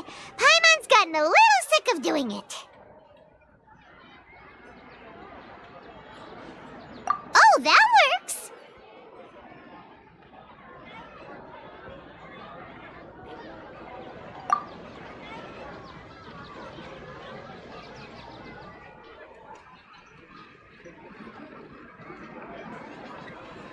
What happened to you guys while I was gone? Did you get brainwashed by some cult? Don't think too hard about it. Just take what we're saying at face value. All right then, let me get this straight. You're telling me that my body's already gotten used to this greatsword, but my brain just doesn't remember it? Yes, your memory's being erased every day. Then I'd have to disagree. That's impossible. Oh? Why do you think that? If we've actually been reliving the Sabzeruz festival day after day, then what happened to the things we used, the money we spent, the food we ate? Common sense says my wallet should have emptied itself a long time ago. There's no way I wouldn't have noticed that.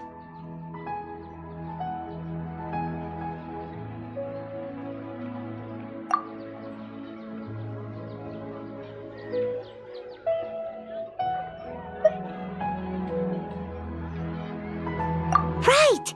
They could use the Akasha to record what everyone did that day, and then use the city's resources to replenish everything!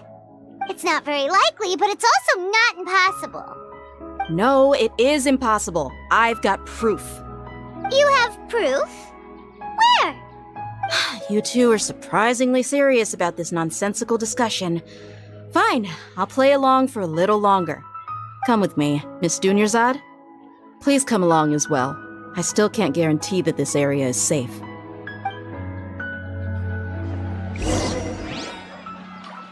Paimon can't believe it's Dia who wants to show us something this time. 2 days ago, we were the ones taking her to see Dunyarzad.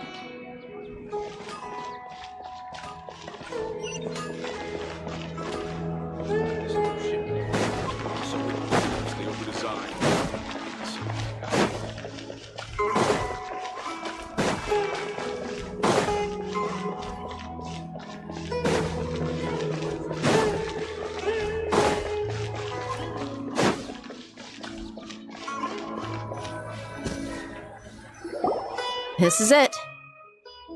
Huh? This is a wooden training dummy. What about it? See those marks on the dummy? Those are the result of several days' worth of practice. Let's say the sages didn't replace it every day. Shouldn't it be hacked to pieces by now? That's true, but what if they did? Then the sages would have had to reproduce every mark I left during previous training sessions. I'm a professional fighter. My martial school has always emphasized the importance of refined control. The force, angle, and entry point of each strike is calculated and deliberate. That's why I remember every mark on the dummy, as well as my state of mind as I made each strike. It's just as they say, each swordsman has their own unique style, and even the same swordsman can't make the same cut twice. It would be impossible to copy these marks. Is it really impossible? What if they use some fancy machine to carve every single mark? People often say that a camera's photo can never replace an artist's painting because the former has no spirit to it. The same thing applies here. At a mere glance, I can differentiate carved marks from the results of combat training. Whew! I hope that cleared things up for you. Hey, is this that new brain exercise game that's been super popular with the scholars lately? It's surprisingly fun. Anyway, it's getting late. I should escort Miss Dunyarzad to Nilu's stage. See you later. Well, back to square one. Is our memory deletion theory also wrong? But at least we've reached some other conclusions in the meantime.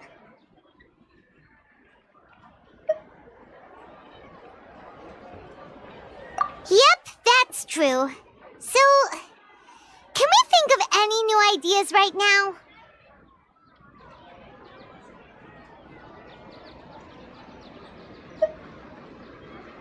Strange? Paimon feels like everything's been strange lately. Huh? Leaving the city? You're right! It's really strange how we never thought of such a simple solution! Many things should become clear if we can confirm the flow of time outside of the city. Paimon can't believe it! Did we miss this because we're tunnel visioning too hard on our other theories? Or because we're just too tired?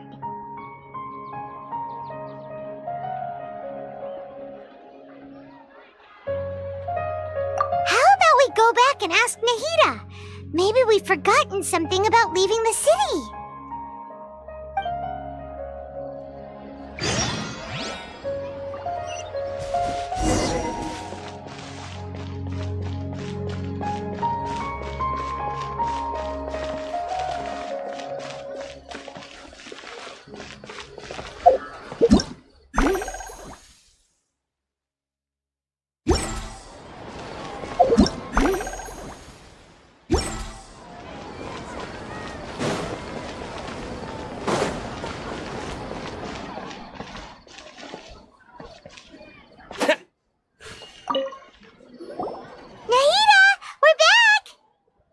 Early today.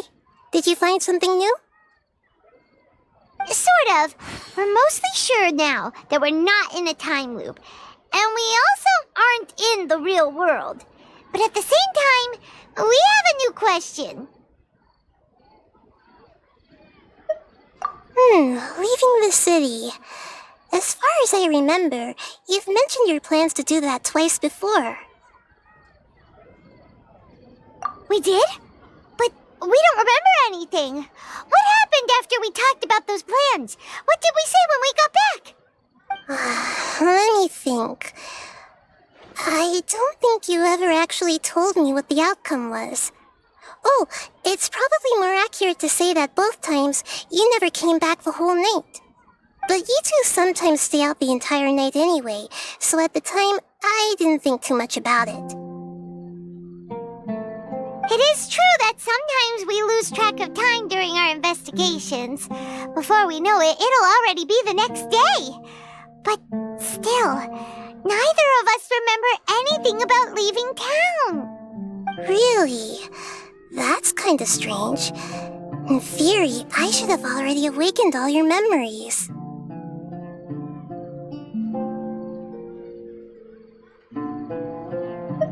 Yep. Something here's definitely fishy. Let's get to the bottom of this tomorrow.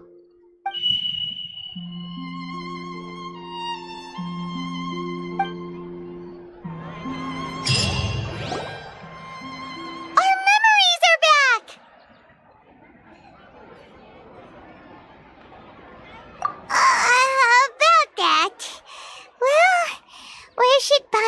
again.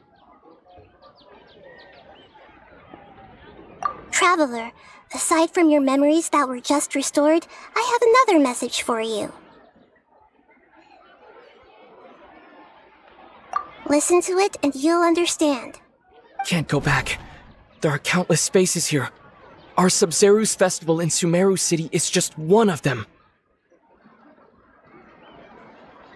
Traveler, you should be missing 2 days worth of memories.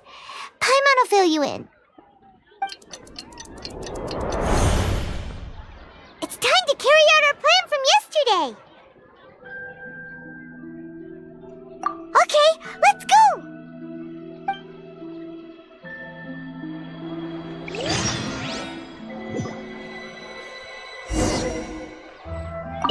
We don't have many more festivals to waste. Hurry and find the truth.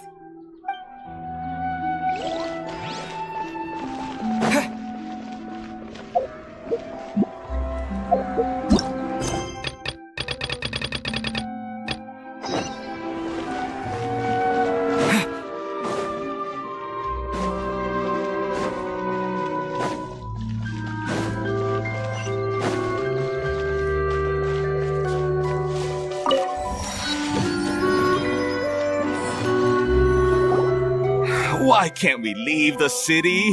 What is the academia up to now? Don't ask me. It's not like I can tell you anything. This is a direct order from the Grand Sage. Just wait until tomorrow. I have a real emergency. My goods have already arrived at Port Ormos. If I don't hurry, they'll be stolen. That's your problem. Make sure you make a request in advance next time. But it's not like you can just predict business matters in advance.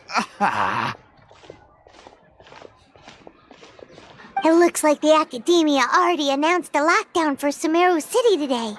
How completely unsurprising. Let's go and question them. Hello, sir. Why can't we leave the city today? Here we go again. Don't ask me. I don't know either. We just received an order that no one is allowed to enter or exit Sumeru today. They didn't tell us anything else. Angering me won't get you anywhere. If I had that kind of insider info, I would have left this stupid post long ago. It looks like he really doesn't know. If we can't get anything out of him, let's take matters into our own hands. Why don't we climb over the walls? Those guards can't be everywhere at once. This is a good spot, and the guard hasn't noticed us at all. Let's hurry! Huh? Why? Are you going to leave Paimon behind?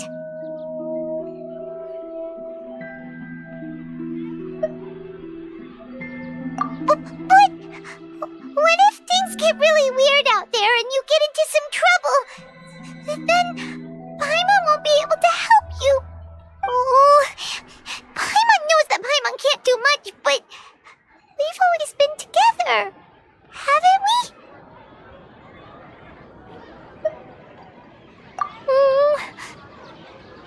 Okay. Paimon will wait for you. Promise Paimon that you'll come back as soon as possible. Just a quick look. And please, be careful.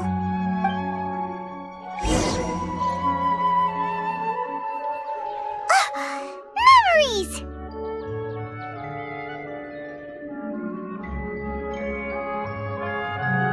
Traveler!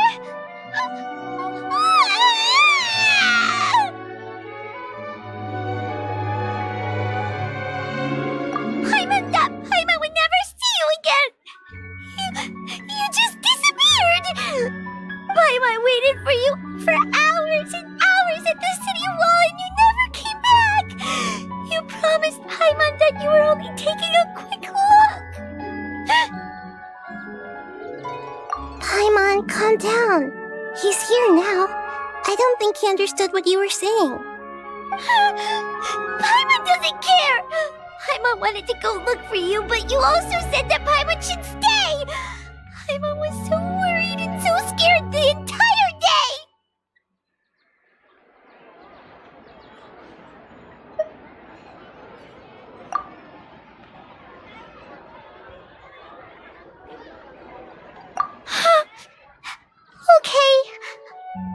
will forgive you. The most important thing is that you didn't actually disappear. Oh, Paimon was so scared that you had gone into another world. Okay, Paimon, can you tell us your perspective of what really happened yesterday? I see. Using two people's different perspectives. After that, you left the city. Paimon kept her eyes on you the whole time, but then you disappeared in an instant.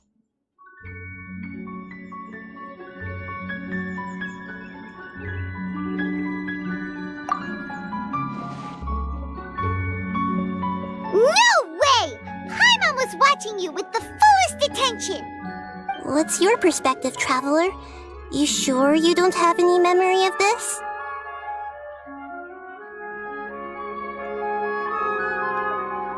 I guess that explains everything. You also lost your memories the last 2 times you tried to leave the city. Those days' memories can't be awoken. So, if we leave the city, our memories will be completely erased?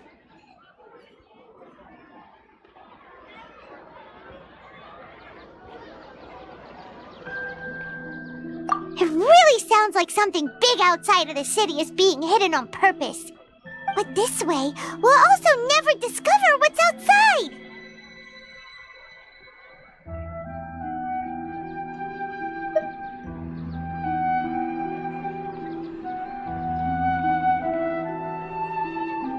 Something like a message? But how can we send it back? Don't look at me like that. I'm not used to being stared at. Well... Okay. You want something that can pass on messages, right? Give me some time and take care of Dunyarzad for me. Yep! Now we're talking!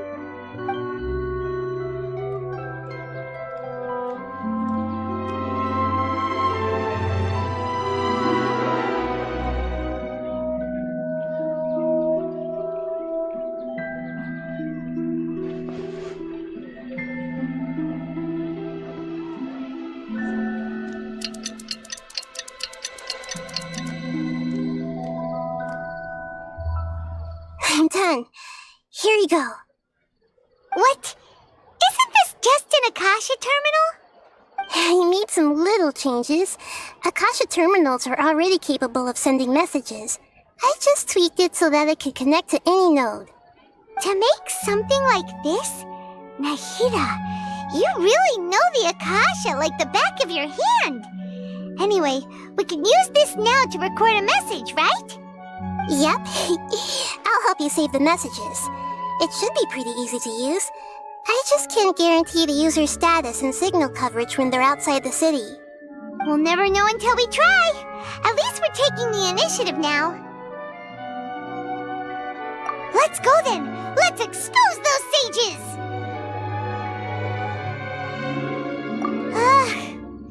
All right. Paimon isn't as worried about being separated since it happened once yesterday. But Paimon still isn't happy about it. Okay, see you tomorrow, Traveler. That covers everything that's happened so far.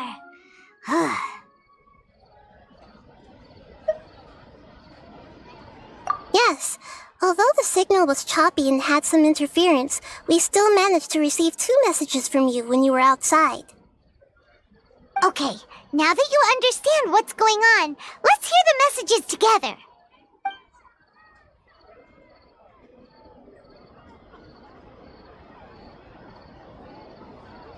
Can't go back. There are countless spaces here. Our Sabzeruz festival in Sumeru City is just one of them. I've entered another space. Before me are flowing sandstone and howling fish. Impossible and surreal sights.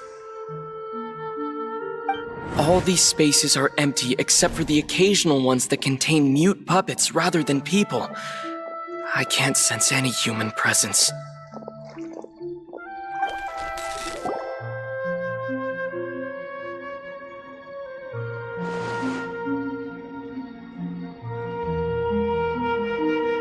That's one heck of an info dump.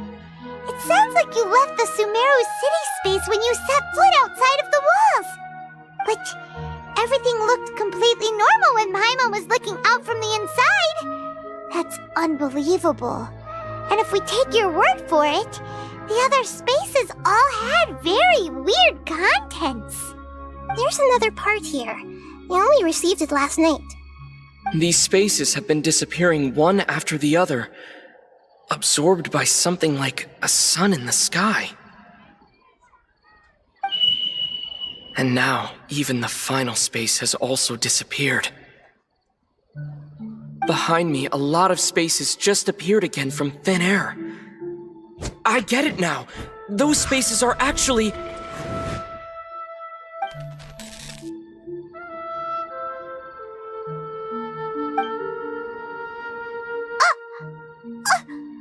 Why did the message end right there? What did the traveler want to say? What are those spaces? Probably because yesterday just happened to end at that moment. Oh, right. Paimon did hear a beep from the Akasha. Did it come from here or from the message? The message. It should have come from the Traveler's Akasha terminal. After the beep, Traveler said even the final spaces also disappeared. Traveler, what do you think that final space could have been? All the bizarre spaces I saw outside the city had one thing in common: a lack of human presence.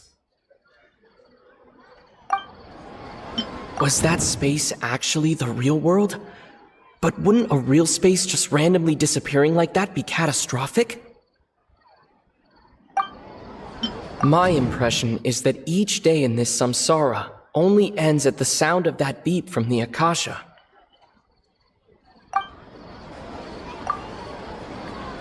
Oh, so that's what it is! After the sound of the beep, the final space, the Sabzeruz Festival, also disappears, and we're taken to the next day. Later on, Traveler also mentioned a bunch of new spaces materializing behind them. Do lots of new spaces appear every day? Paimon's head is spinning. Just what are these spaces anyhow? Well, consider this. For all the horrors of the Archon War, at its heart, it was just a game where a bunch of gods fought over 7 seats. So no matter how strange or spooky things may look on the surface, maybe all they point to in the end is a small and simple secret. Wow, the Archon War, huh? That's an analogy and a half.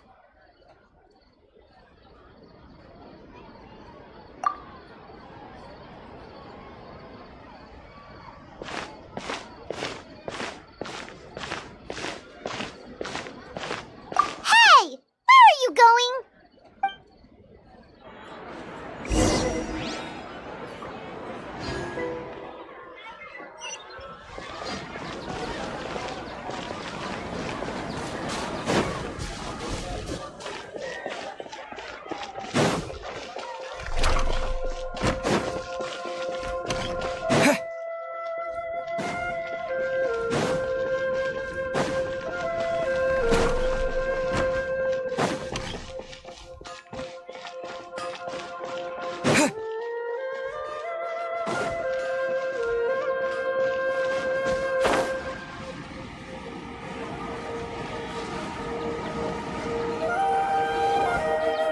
Do you want some alone time to think? Alright then, Paimon won't disturb you.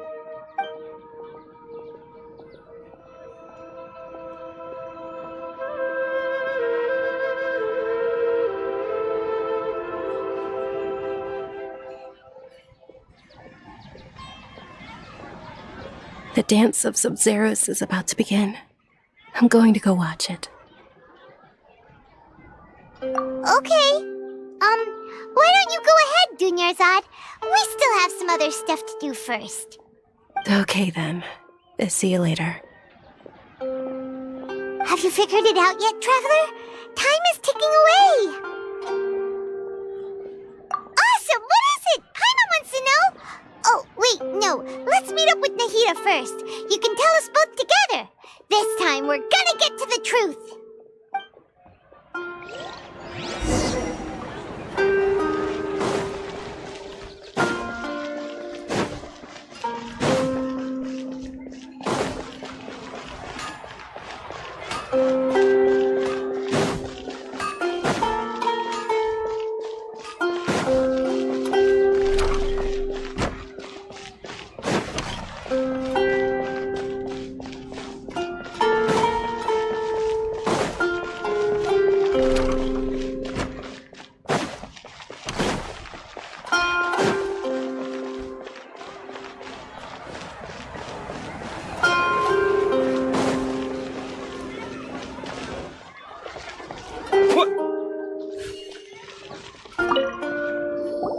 You're back!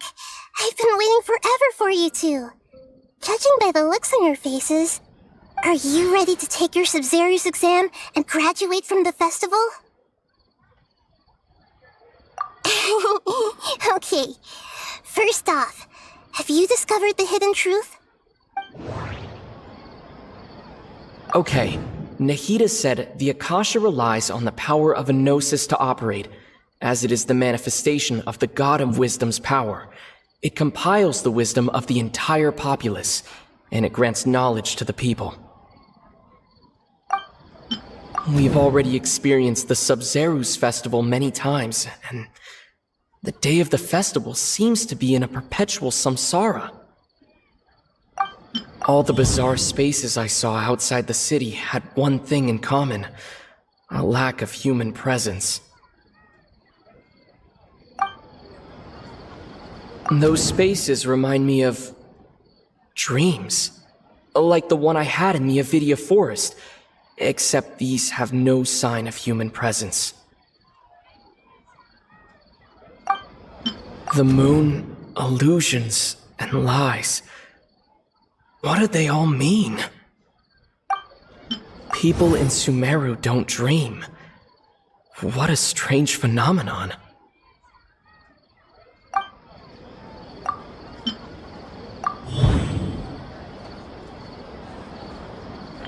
We are all in a dream. It isn't that the people of Sumeru don't dream. Rather, the Akasha is taking their dreams from them.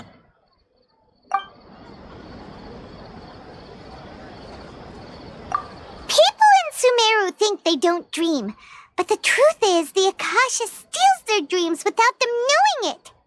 And those spaces with no human presence are stolen dreams without their host. That would explain why they sounded so weird when he was trying to describe them. Huh. So people in Sumeru do dream after all. In fact, we're all in one big dream together right now. Correct answer. Now, how did you conclude that the Akasha is capable of this?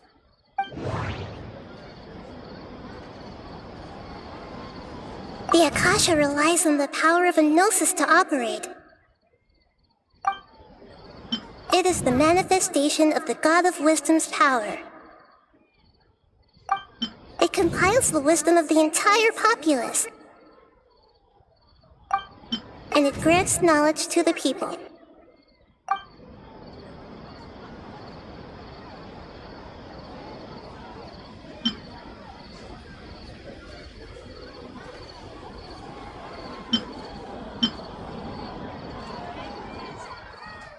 That doesn't sound right. I need to carefully think things through. That doesn't sound right. I need to carefully think things through.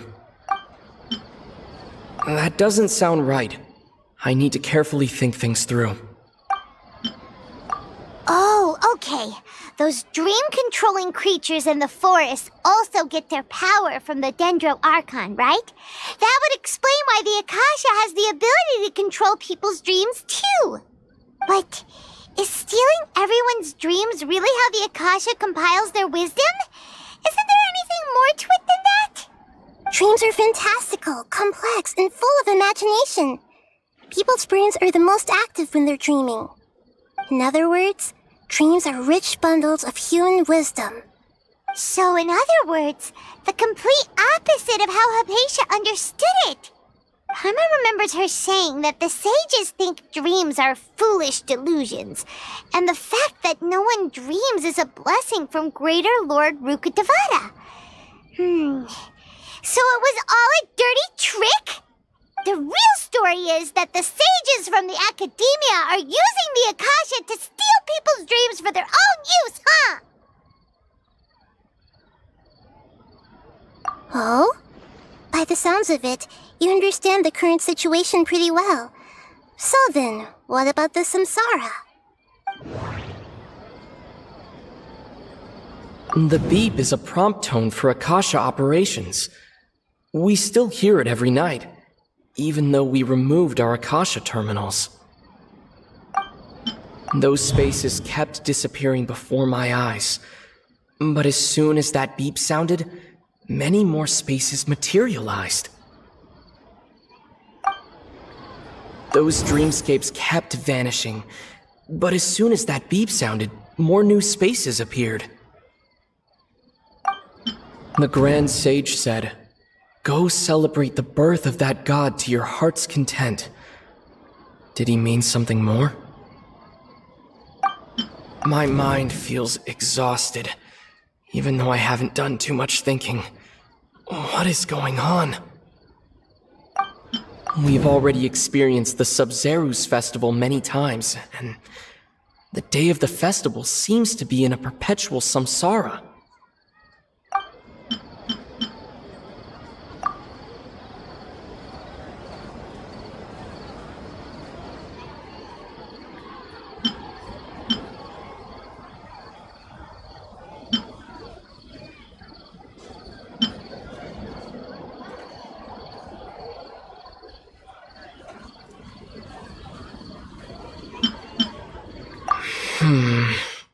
I can't seem to cohesively piece everything together.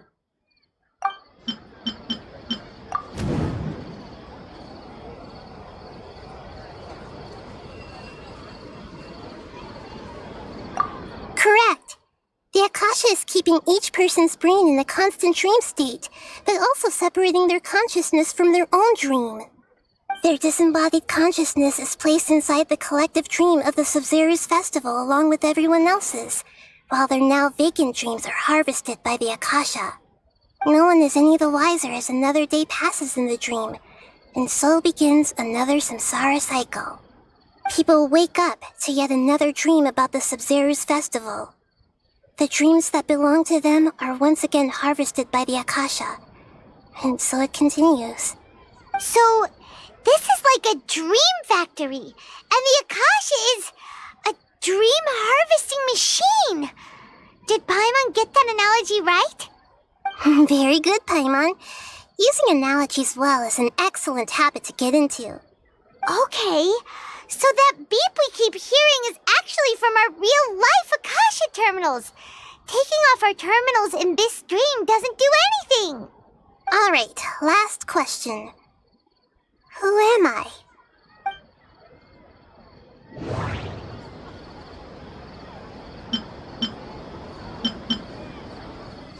They say that alchemical divination is the Dendro Archon's divine revelation. So then, if Nahida has referred to herself as the moon... Now that I think about it, wasn't illusions a hint that we're all dreaming? Now that I think about it, wasn't illusions hinting at the sage's deception of Sumeru's people?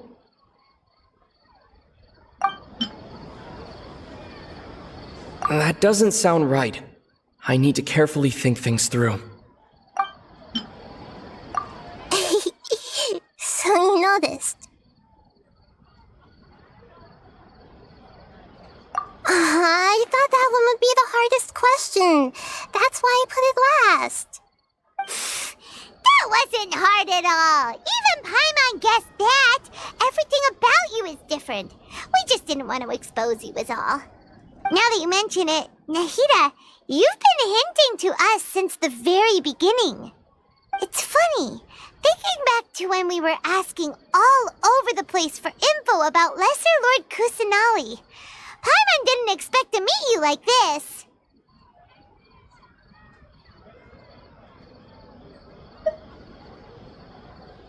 Yes, those can wait until we're back in real life. On the other hand, I'd be happy to answer any more questions you have about here and now.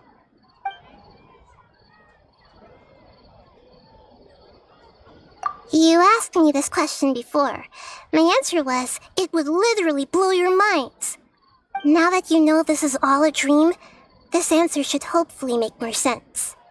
Have you heard the saying, don't wake a sleepwalker? Likewise, if someone suddenly had told you all this instead of you learning it on your own, your notion of reality and dream would be thrown into irreversible confusion.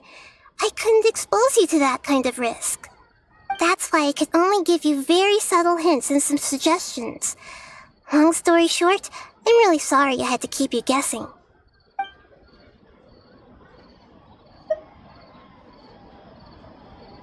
Firstly, this dream we're in is completely based on reality.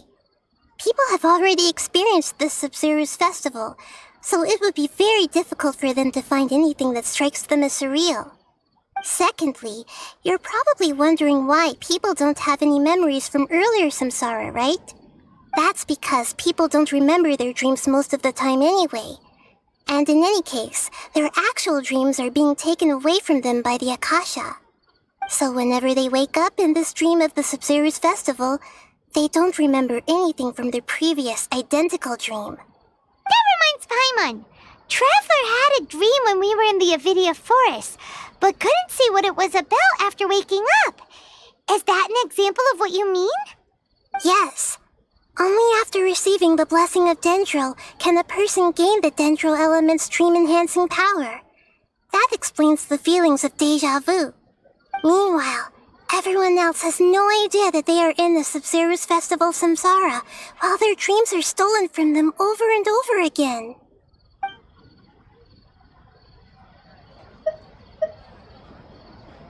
Can humans really keep dreaming forever like this?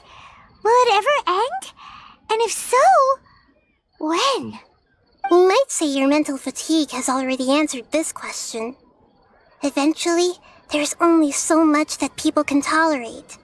Especially those whose health is compromised to begin with, like Dunyarzad. This relentless exploitation takes an even harder toll on them. People's lives are at stake here, and nobody knows a thing! We've got to put a stop to this!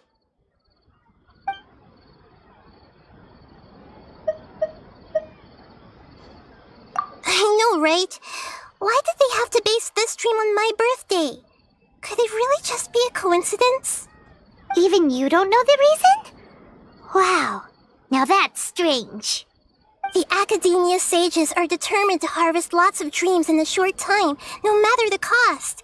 They have to be up to no good. Unfortunately, I don't know anything about it.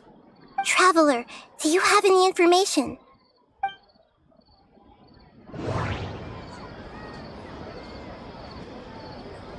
Those spaces remind me of dreams.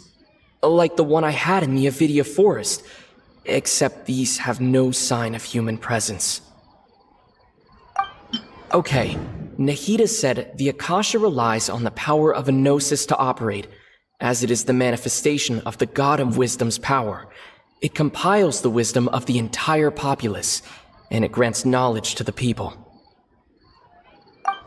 The Grand Sage said, "Go celebrate the birth of that god to your heart's content." Did he mean something more? Celebrate the birth of that god? Could it mean...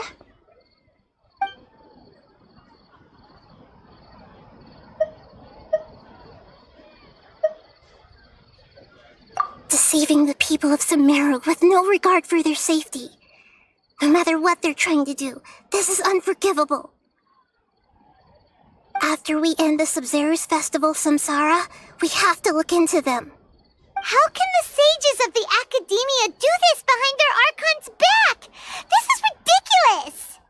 In the end, I'm just the moon. The real sun is long gone. A sun and a moon? Nahida's talking in riddles again.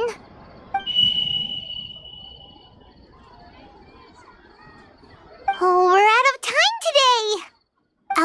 how to break free of the Samsara tomorrow. See you then. Good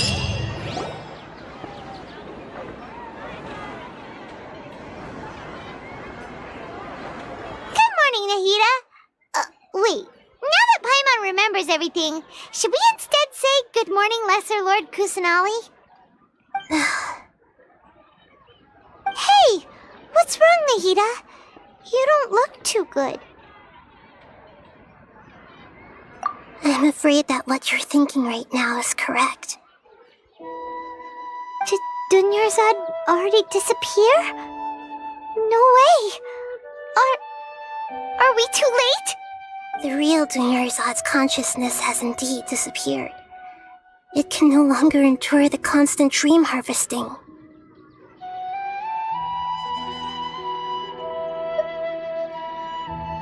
Paimon can't believe it! Wait, so what about that other Dunyarzad? Just what is she? Is she also going to disappear? She's actually something like a puppet, but not completely.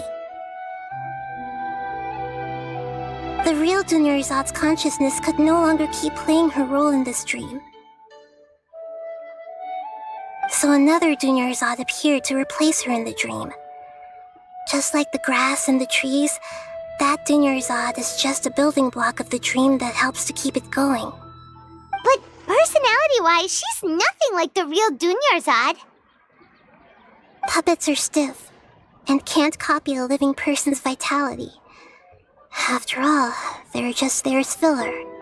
You know, speaking of which, the old Dunyarzad might not have been too different from a puppet. Dunyarzad truly believed that she met you within her consciousness, and it was you who inspired her. So you do remember her after all. Yes. Back then, her family was overly protective of her. No one cared about her personality or thoughts. It was as if she only lived to stall her Elazar. I just gave her a little wisdom so she could look at life in a new way.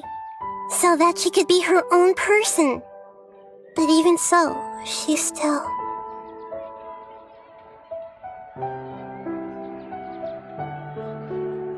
Far from it. I'm still a long way off from being a real Archon. I couldn't even save her. If I were a competent Archon, I wouldn't have let my most faithful follower die at the Sabzeruz festival with so many regrets. Please don't beat yourself up over it, Nahida. It's the sage's fault, and theirs alone. I'm not beating myself up. All I did was to rationally observe the distance between myself and a real Archon. Don't be like that, Nahida. Even real Archons are still allowed to be sad.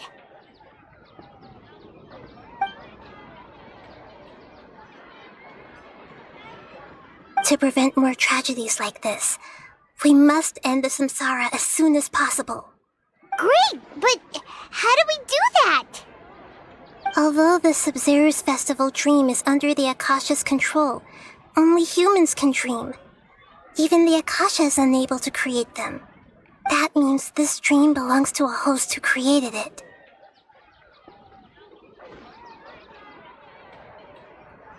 Huh?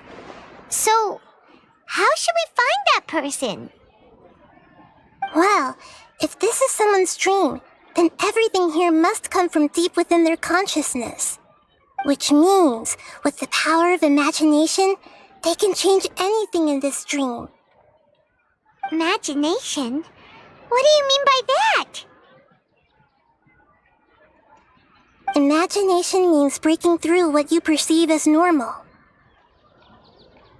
Like when a server at a tavern brings a plate to you, you'd naturally assume that food is on it. However, if you're the dream's host and you become aware that you're dreaming, when you imagine gold and more on the plate, the dream will respond in kind, and the server really will bring you gold and mora. But right now, our host is unaware that this is a dream. No matter how many times they're served, it will always be food. Find some way to make that person realize that they're dreaming. Usually, once that happens, the person will wake up and the dream samsara will be broken. How are we going to find them, though? If it could be anyone, it'd be like looking for a needle in a haystack. And even if we did find them, how are we supposed to make them realize they're dreaming? After all, like you said, don't wake a sleepwalker. It's extremely difficult, yes. But the only ones who can do it are you two. Remember, everything you've achieved up to this point has all been for the sake of finding the host and ending the samsara. As for me, during this time, I'll be out of town. Out of town? Are you going to that place full of dreams where the traveler went? Yes. I want to try something. There must still be a small wisp of possibility. Hurry and go. Dreams are supposed to be fantastical, romantic, and full of pleasant surprises. Unnecessary things like this samsara need to end. Paimon's still a little upset that we've come this far only for Dunyarzad to... She was such a good person, with such a simple wish. But fate was against her. Yeah, saving Dunyarzad is what kept us going this whole time. But we mustn't lose hope, Traveler. Dunyarzad would definitely want to see us save everyone else. So let's break the samsara for her sake. Paimon's wondering, do you think the sages would get one of their own to be the host of this dream? Feels like it would be easier to control it that way, no?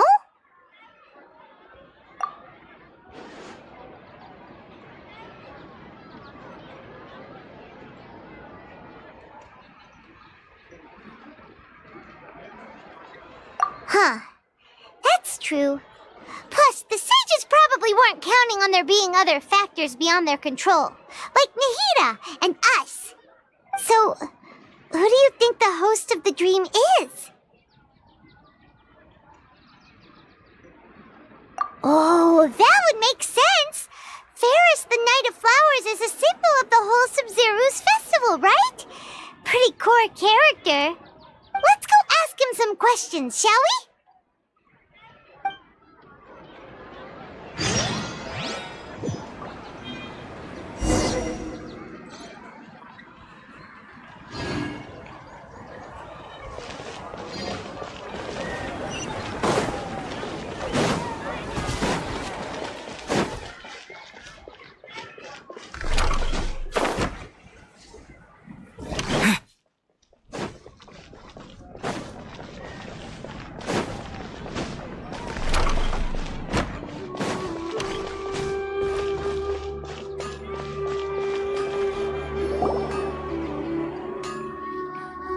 You're back. You left in a hurry last time. Is everything okay? Everything's fine. Just, it's a little hard to explain. Would you mind taking part in a little experiment with us? An experiment? That came out of nowhere. I'm listening, though. What do you need me to do? Could you make a wish?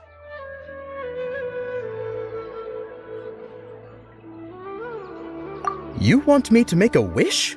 Is that a new Sabzeruz festival tradition or something? Less questions, more wishing! Okay. My wish. Okay. I'm a little nervous saying this out loud, but I want Miss Dunyarzad to be happy. Oh. I noticed earlier that she looked a bit down, and she wasn't really talking to anyone. She just doesn't seem like herself. She's always so gentle and kind, and all the kids love her. I've also wondered if the reason she asked me to be Fairest Knight of Flowers is because I'm special to her, or something. So, you have a crush on Dunyarzad? Oh, is it that obvious? After what I just said, I guess it is. When she placed the hat of the Knight of Flowers onto my head, she said to me, "I want everyone to have a happy Sabzeruz festival." What she didn't realize was that I'm not that interested in how everyone else feels. In that moment, I just wanted to be her Knight of Flowers for the rest of my life. 50 years? 100 years? I'll serve her till the end of time. Okay, yeah, that was a bit much. Felt like the right moment to get it off my chest, but that was pretty embarrassing. Okay, I'm ready to make my wish. I would like Miss Dunyarzad to appear in front of me right now with a smile on her face. Here goes. Please come true.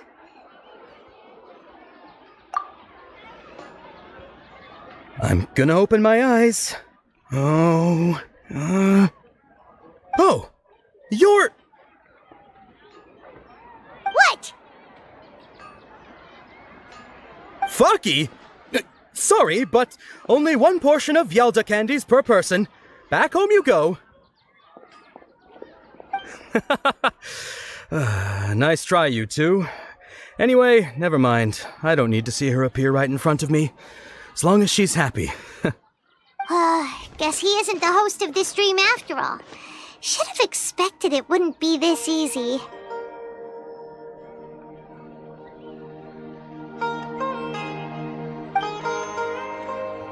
It seems like everyone who knows Dunyarzad loves her, but none of them has any idea that she...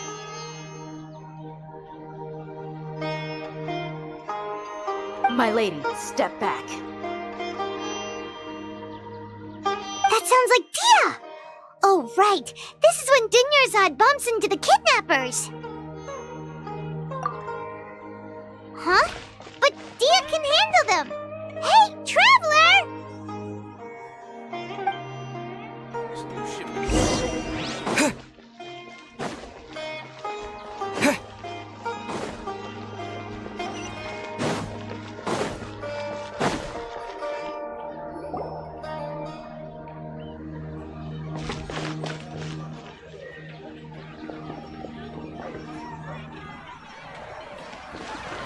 Oh, it's you. Great timing. Please take...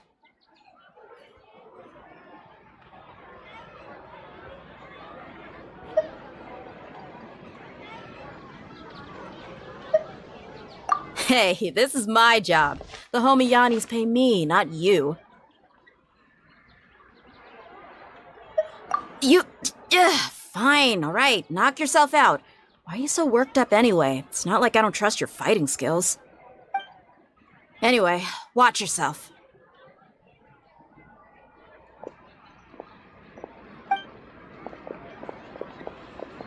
So you got yourself some backup. Suit yourself. You're going down. That's close enough. A new punching bag. Don't be scared!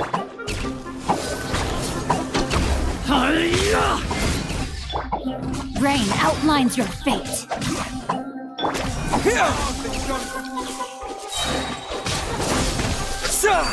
Eyes on me! Rain cutter. You want Stay put!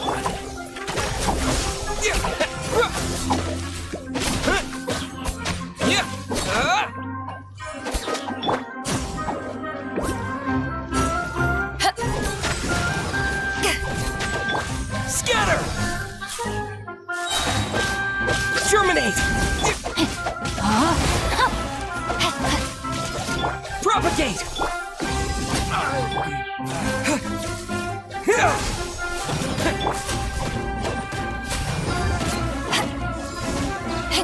I'll take...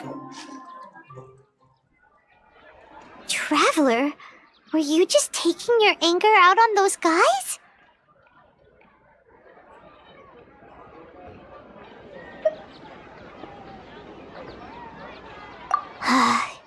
You and Nahida both. Dunyarzad wouldn't want to see you two like this. Oh, and speaking of her, Paimon just remembered something. Remember how during the first Sabzeruz festival, before the Samsara started, we came here with Dunyarzad because she wanted to pick something up? She said it was because she had forgotten something.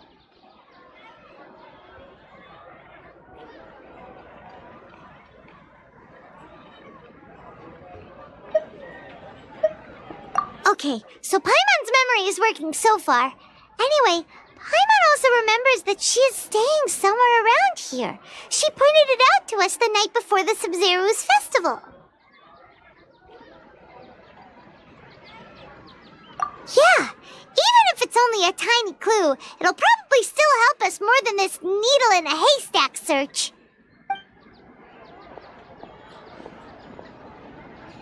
This is the place!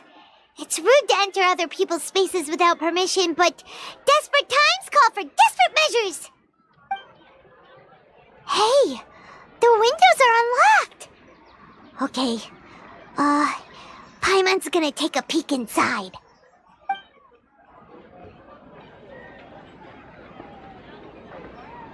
This was only a temporary residence, so there was pretty much nothing inside except this book on the table. Should we open it?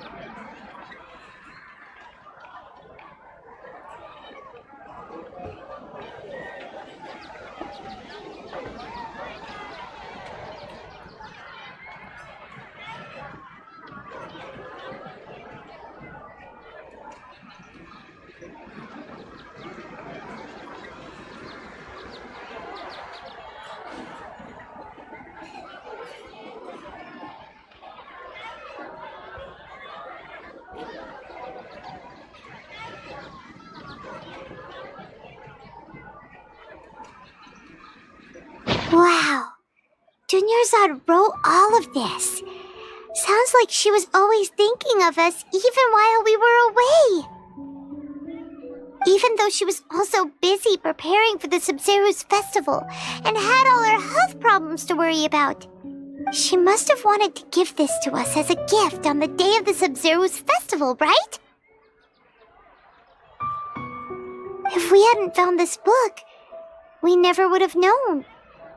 But now that we know, we can't even thank her.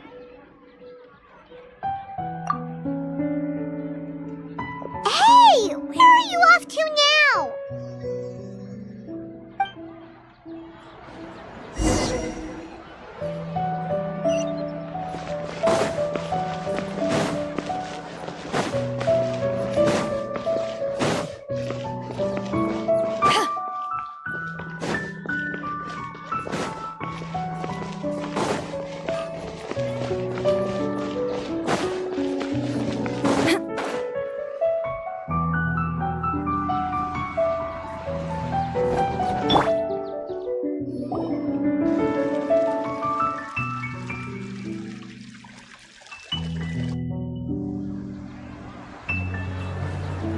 It's Dunyarzad's puppet.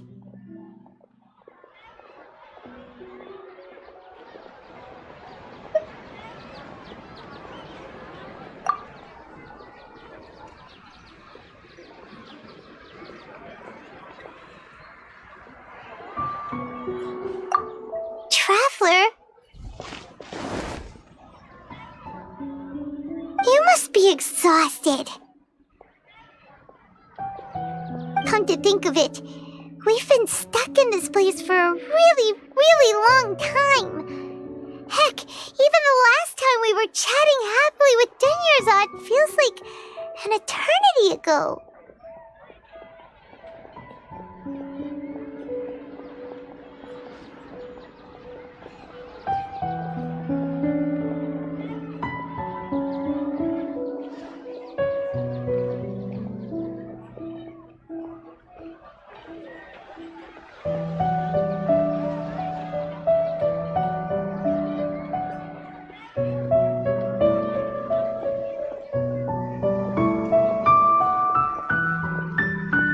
Paimon still remembers when we were sitting here, and the way her eyes sparkled when she talked about Nilu's Dance of Sabzeruz. There will always be frustrations in life, but I know that the point of living is not to leave behind any regrets.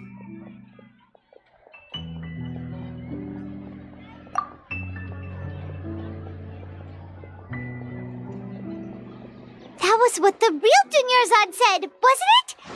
Does that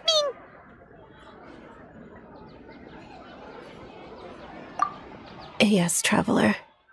What is it? Oh, so she's still just a puppet. But just now, how come...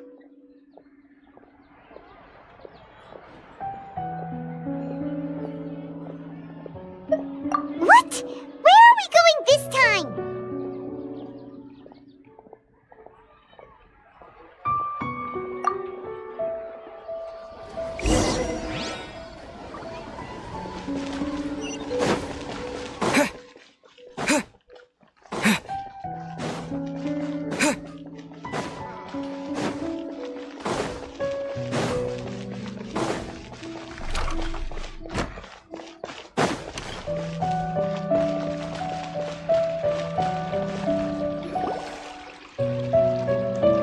If you continue to resist, we will have to order an investigation into every single event organizer.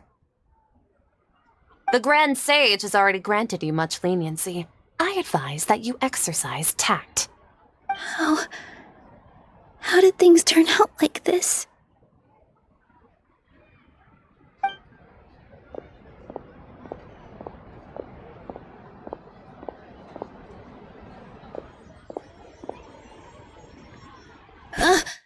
Traveler? You don't have to get involved. He's a sage from the academia. I don't want to drag you into this. Traveler? Traveler? What the heck are you doing? If you get arrested by the academia, that's another day gone to waste!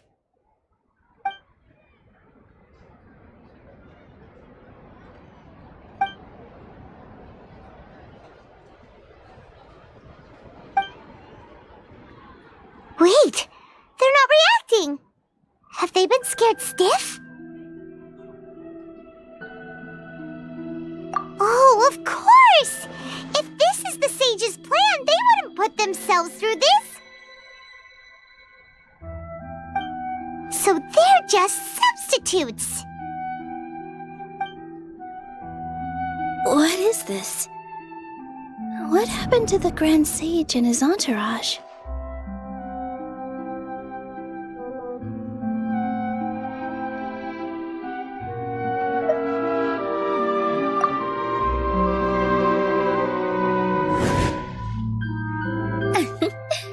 Like I said, they symbolize the goddess of flowers.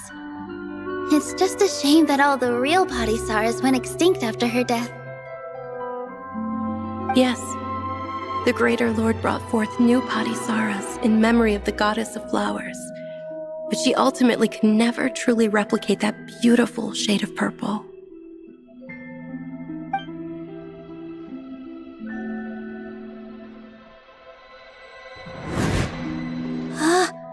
That beautiful shade of purple.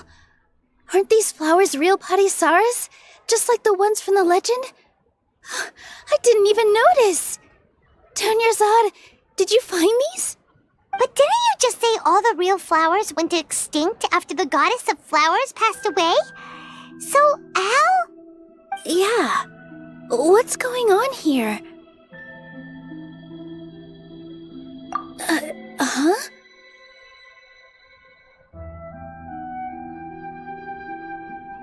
You guys are acting weird.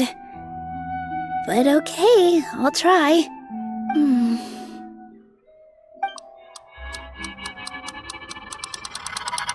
Hey!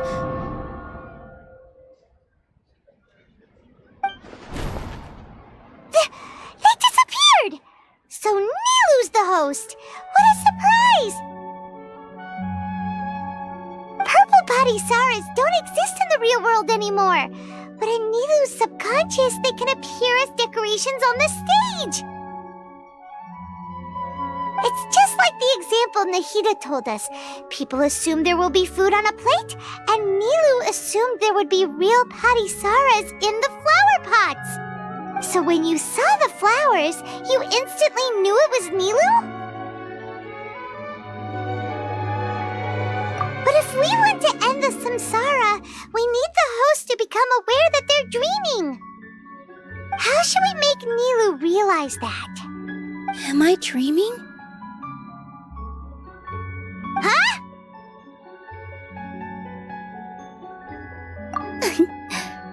So I'm right.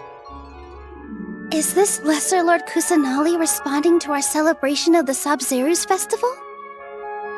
Wrong guess, but you aren't completely wrong either. The point is, what made you think this is a dream? As far as you know, people in Sumeru don't dream, right? Yeah, but have you heard the tale of the first sage? To prevent a calamity, he went on a journey to find the Dendro Archon. Ooh, sounds familiar. Dunyarzad told us a story like that when we first arrived in Sumeru City. So it was about the first sage, huh? Yep, but in the part you heard, he hadn't become the first sage yet. There's more to the story. His piety and wisdom were acknowledged by the Dendro Archon, and she finally gave her blessing to him. All kinds of spectacular scenes appeared in front of the first sage, as if all the knowledge in the world was being painted onto a canvas right before him. He was captivated. After who knows how long, he mastered all the knowledge he could comprehend. Afterward, he said to the Dendro Archon, "I miss my parents, my wife, and my children. I've been away from home for far too long. They must be worried." The Dendro Archon smiled. The next second, the sage found himself lying in his bed, as if he had just woken up from a dream. His wife lying next to him said, "You're off to search for the Dendro Archon today, aren't you? Have a safe journey, my love." In the end, the first sage took care of many disasters in Sumeru City and founded the Academia. What a happy ending. So, the first sage was dreaming ever since the beginning of the story? He never went on his journey? Yes, but his faith and determination were conveyed to the Dendro Archon, so she blessed him in the form of a dream. Paimon understands where you're coming from now. That's a really interesting connection. But we really gotta wake up soon, like the sage in the story!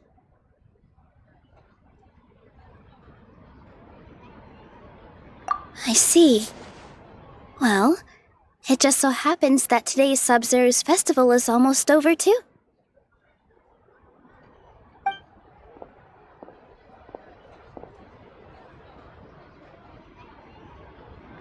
Since we're in a dream, let's make this final dance of Sabzeruz as beautiful as we can.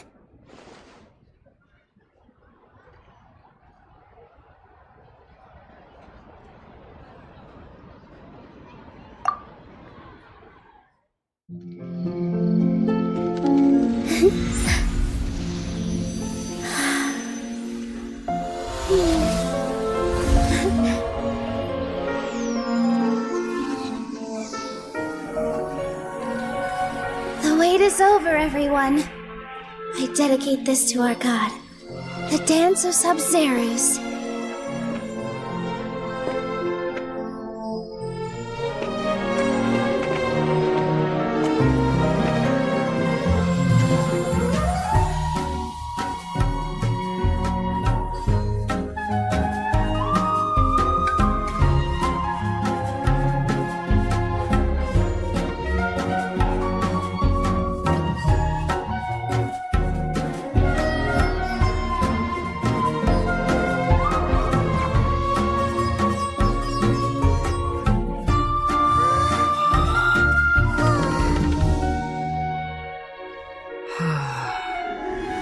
I'd be lying if I said I had no regrets. I would have loved to see Nilu's dance.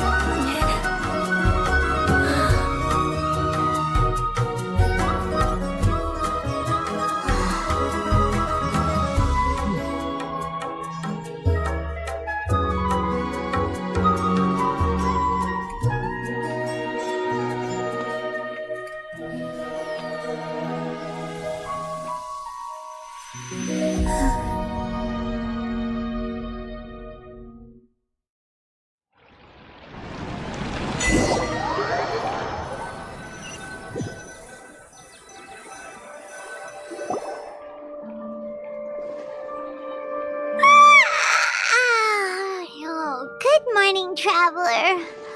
Oh, Paimon feels like she's been asleep for the longest time. Paimon's head feels super heavy. Did we oversleep? Do you even remember going to sleep last night? Paimon thinks it was after the Sabzeruz festival. The Sabzeruz festival! Have we finally escaped from the Sabzeruz Samsara?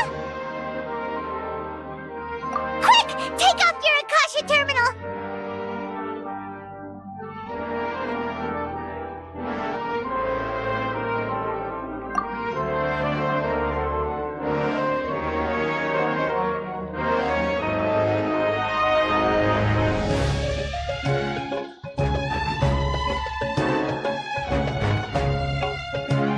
She's not in her room.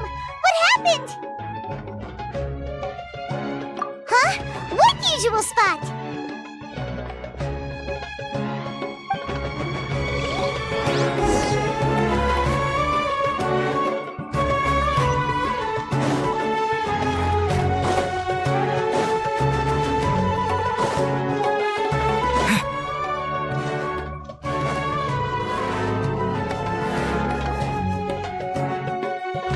Well done, Traveler and Paimon.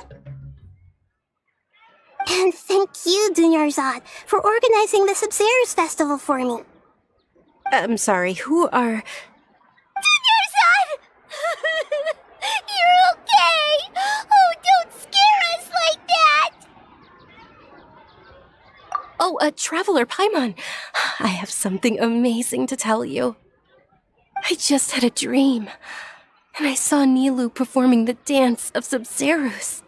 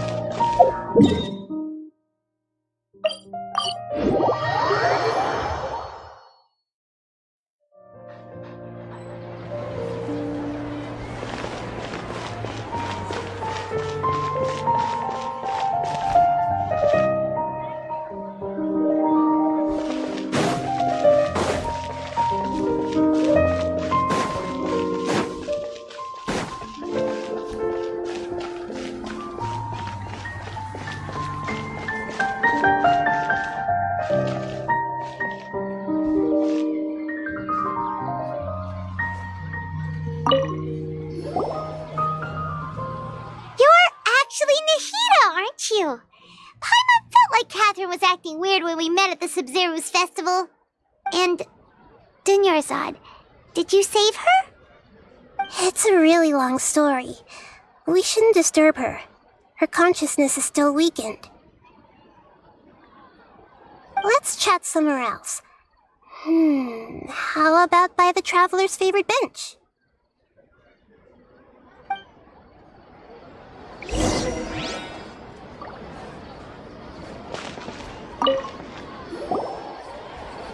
What's going on? Why are you two so excited to see me? Hasn't it only been a night? It's actually been much longer than that. Oh? Strange. Was I really asleep that long? No wonder I have such a headache.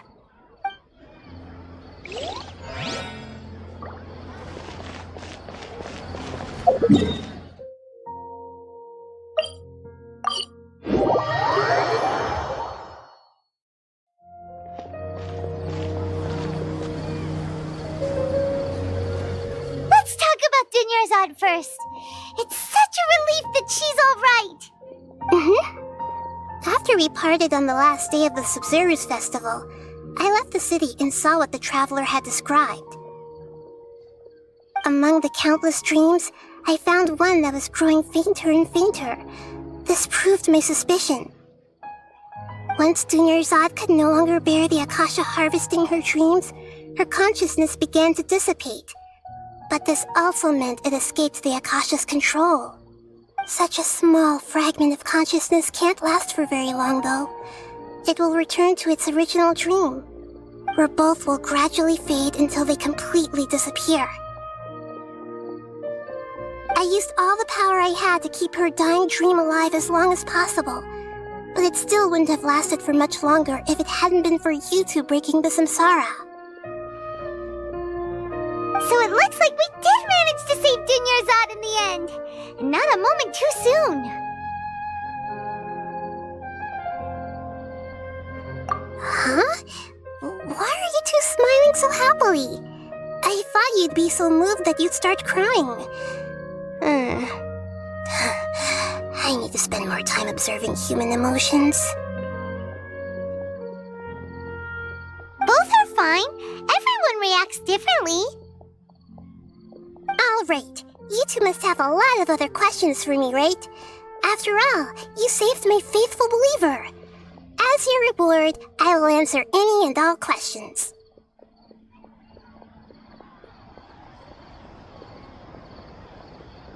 At the Avidia forest, there was this incense that made the Traveler fall unconscious and dream of a huge tree and a red sky. You also heard someone's voice, right? It said world and forget me. Yeah, so you do know! We've been wanting to ask you what that was about, and if the red sky was related to Conria.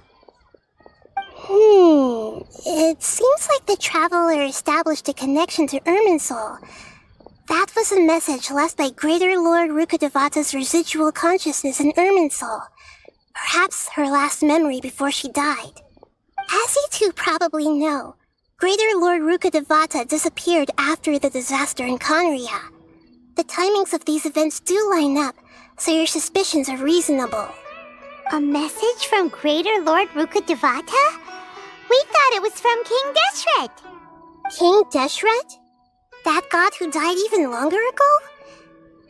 Some present-day desert dwellers still worship him. You probably just heard some of their conspiracies. Okay, so what does the message mean?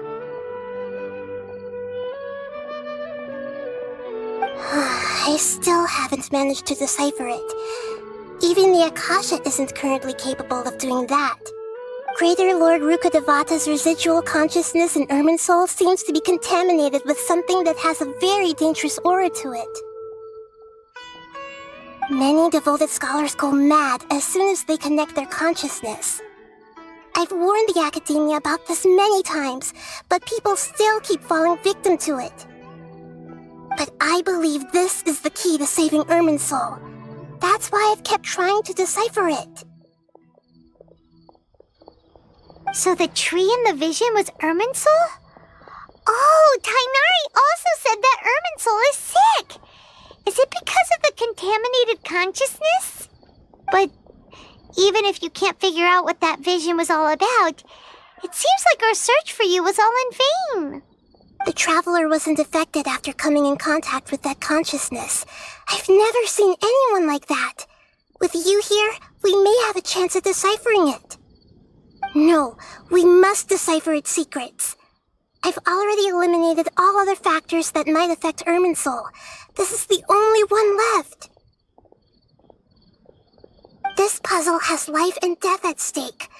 It could determine Irminsul's fate, as well as Tevat's.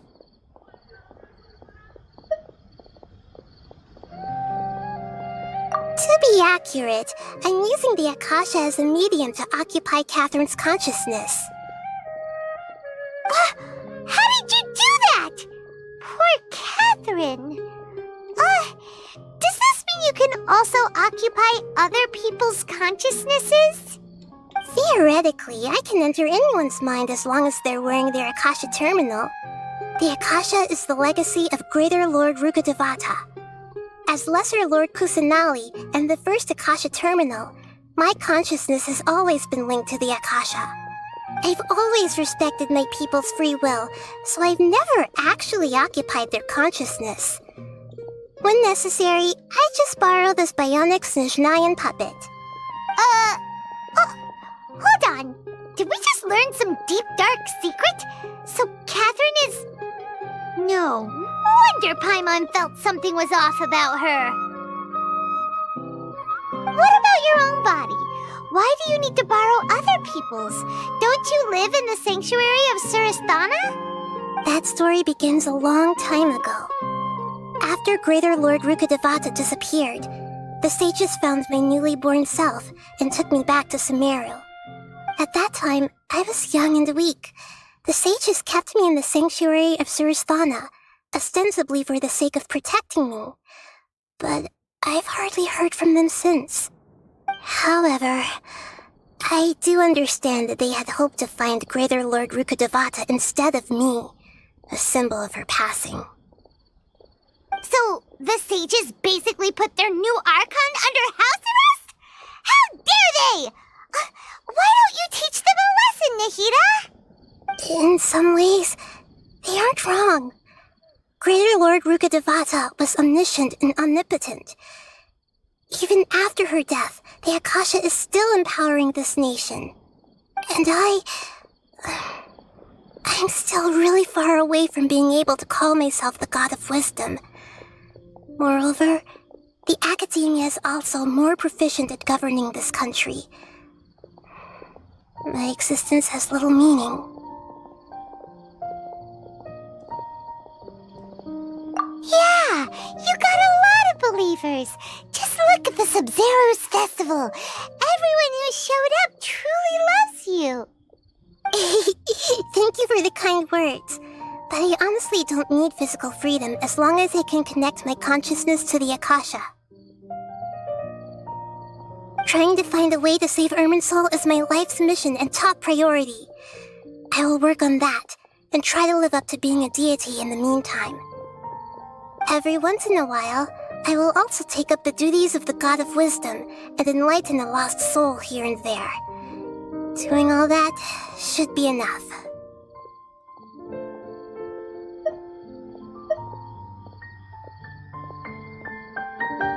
There's never been any big problems with the Academia's governance of Sumeru.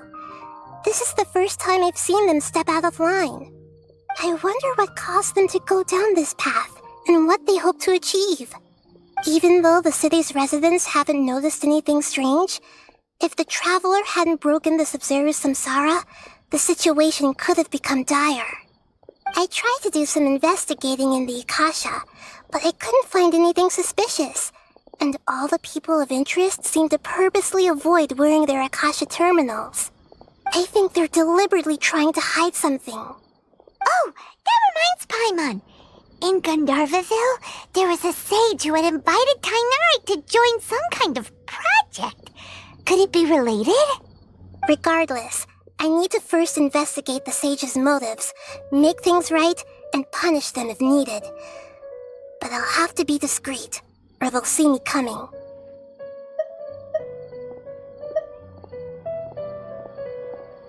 You mean how the Akasha stops you from having dreams? Yeah, it's been such a long time. No one's noticed something's up? It's not that no one noticed. It's more like no one cared. Ultimately, it's all rooted in the sage's misdirection. Misdirection? The sages convinced everyone to believe that being unable to dream is a sign of rationality and wisdom. Not dreaming is a badge of honor in Sumeru, even if the truth is that their dreams are being reaped by the Akasha. With their propaganda in place, the sages can maximize their use of the Akasha to facilitate their research. Besides, Greater Lord Rukkhadevata must have created the Akasha in the hopes that it could be used to its full potential. That's why I've never come out strongly against this. Anyway, the perspective advocated by the sages drowned out any voices of doubt. By now, even those who never use Akasha terminals find it too shameful and embarrassing to talk about their dreams.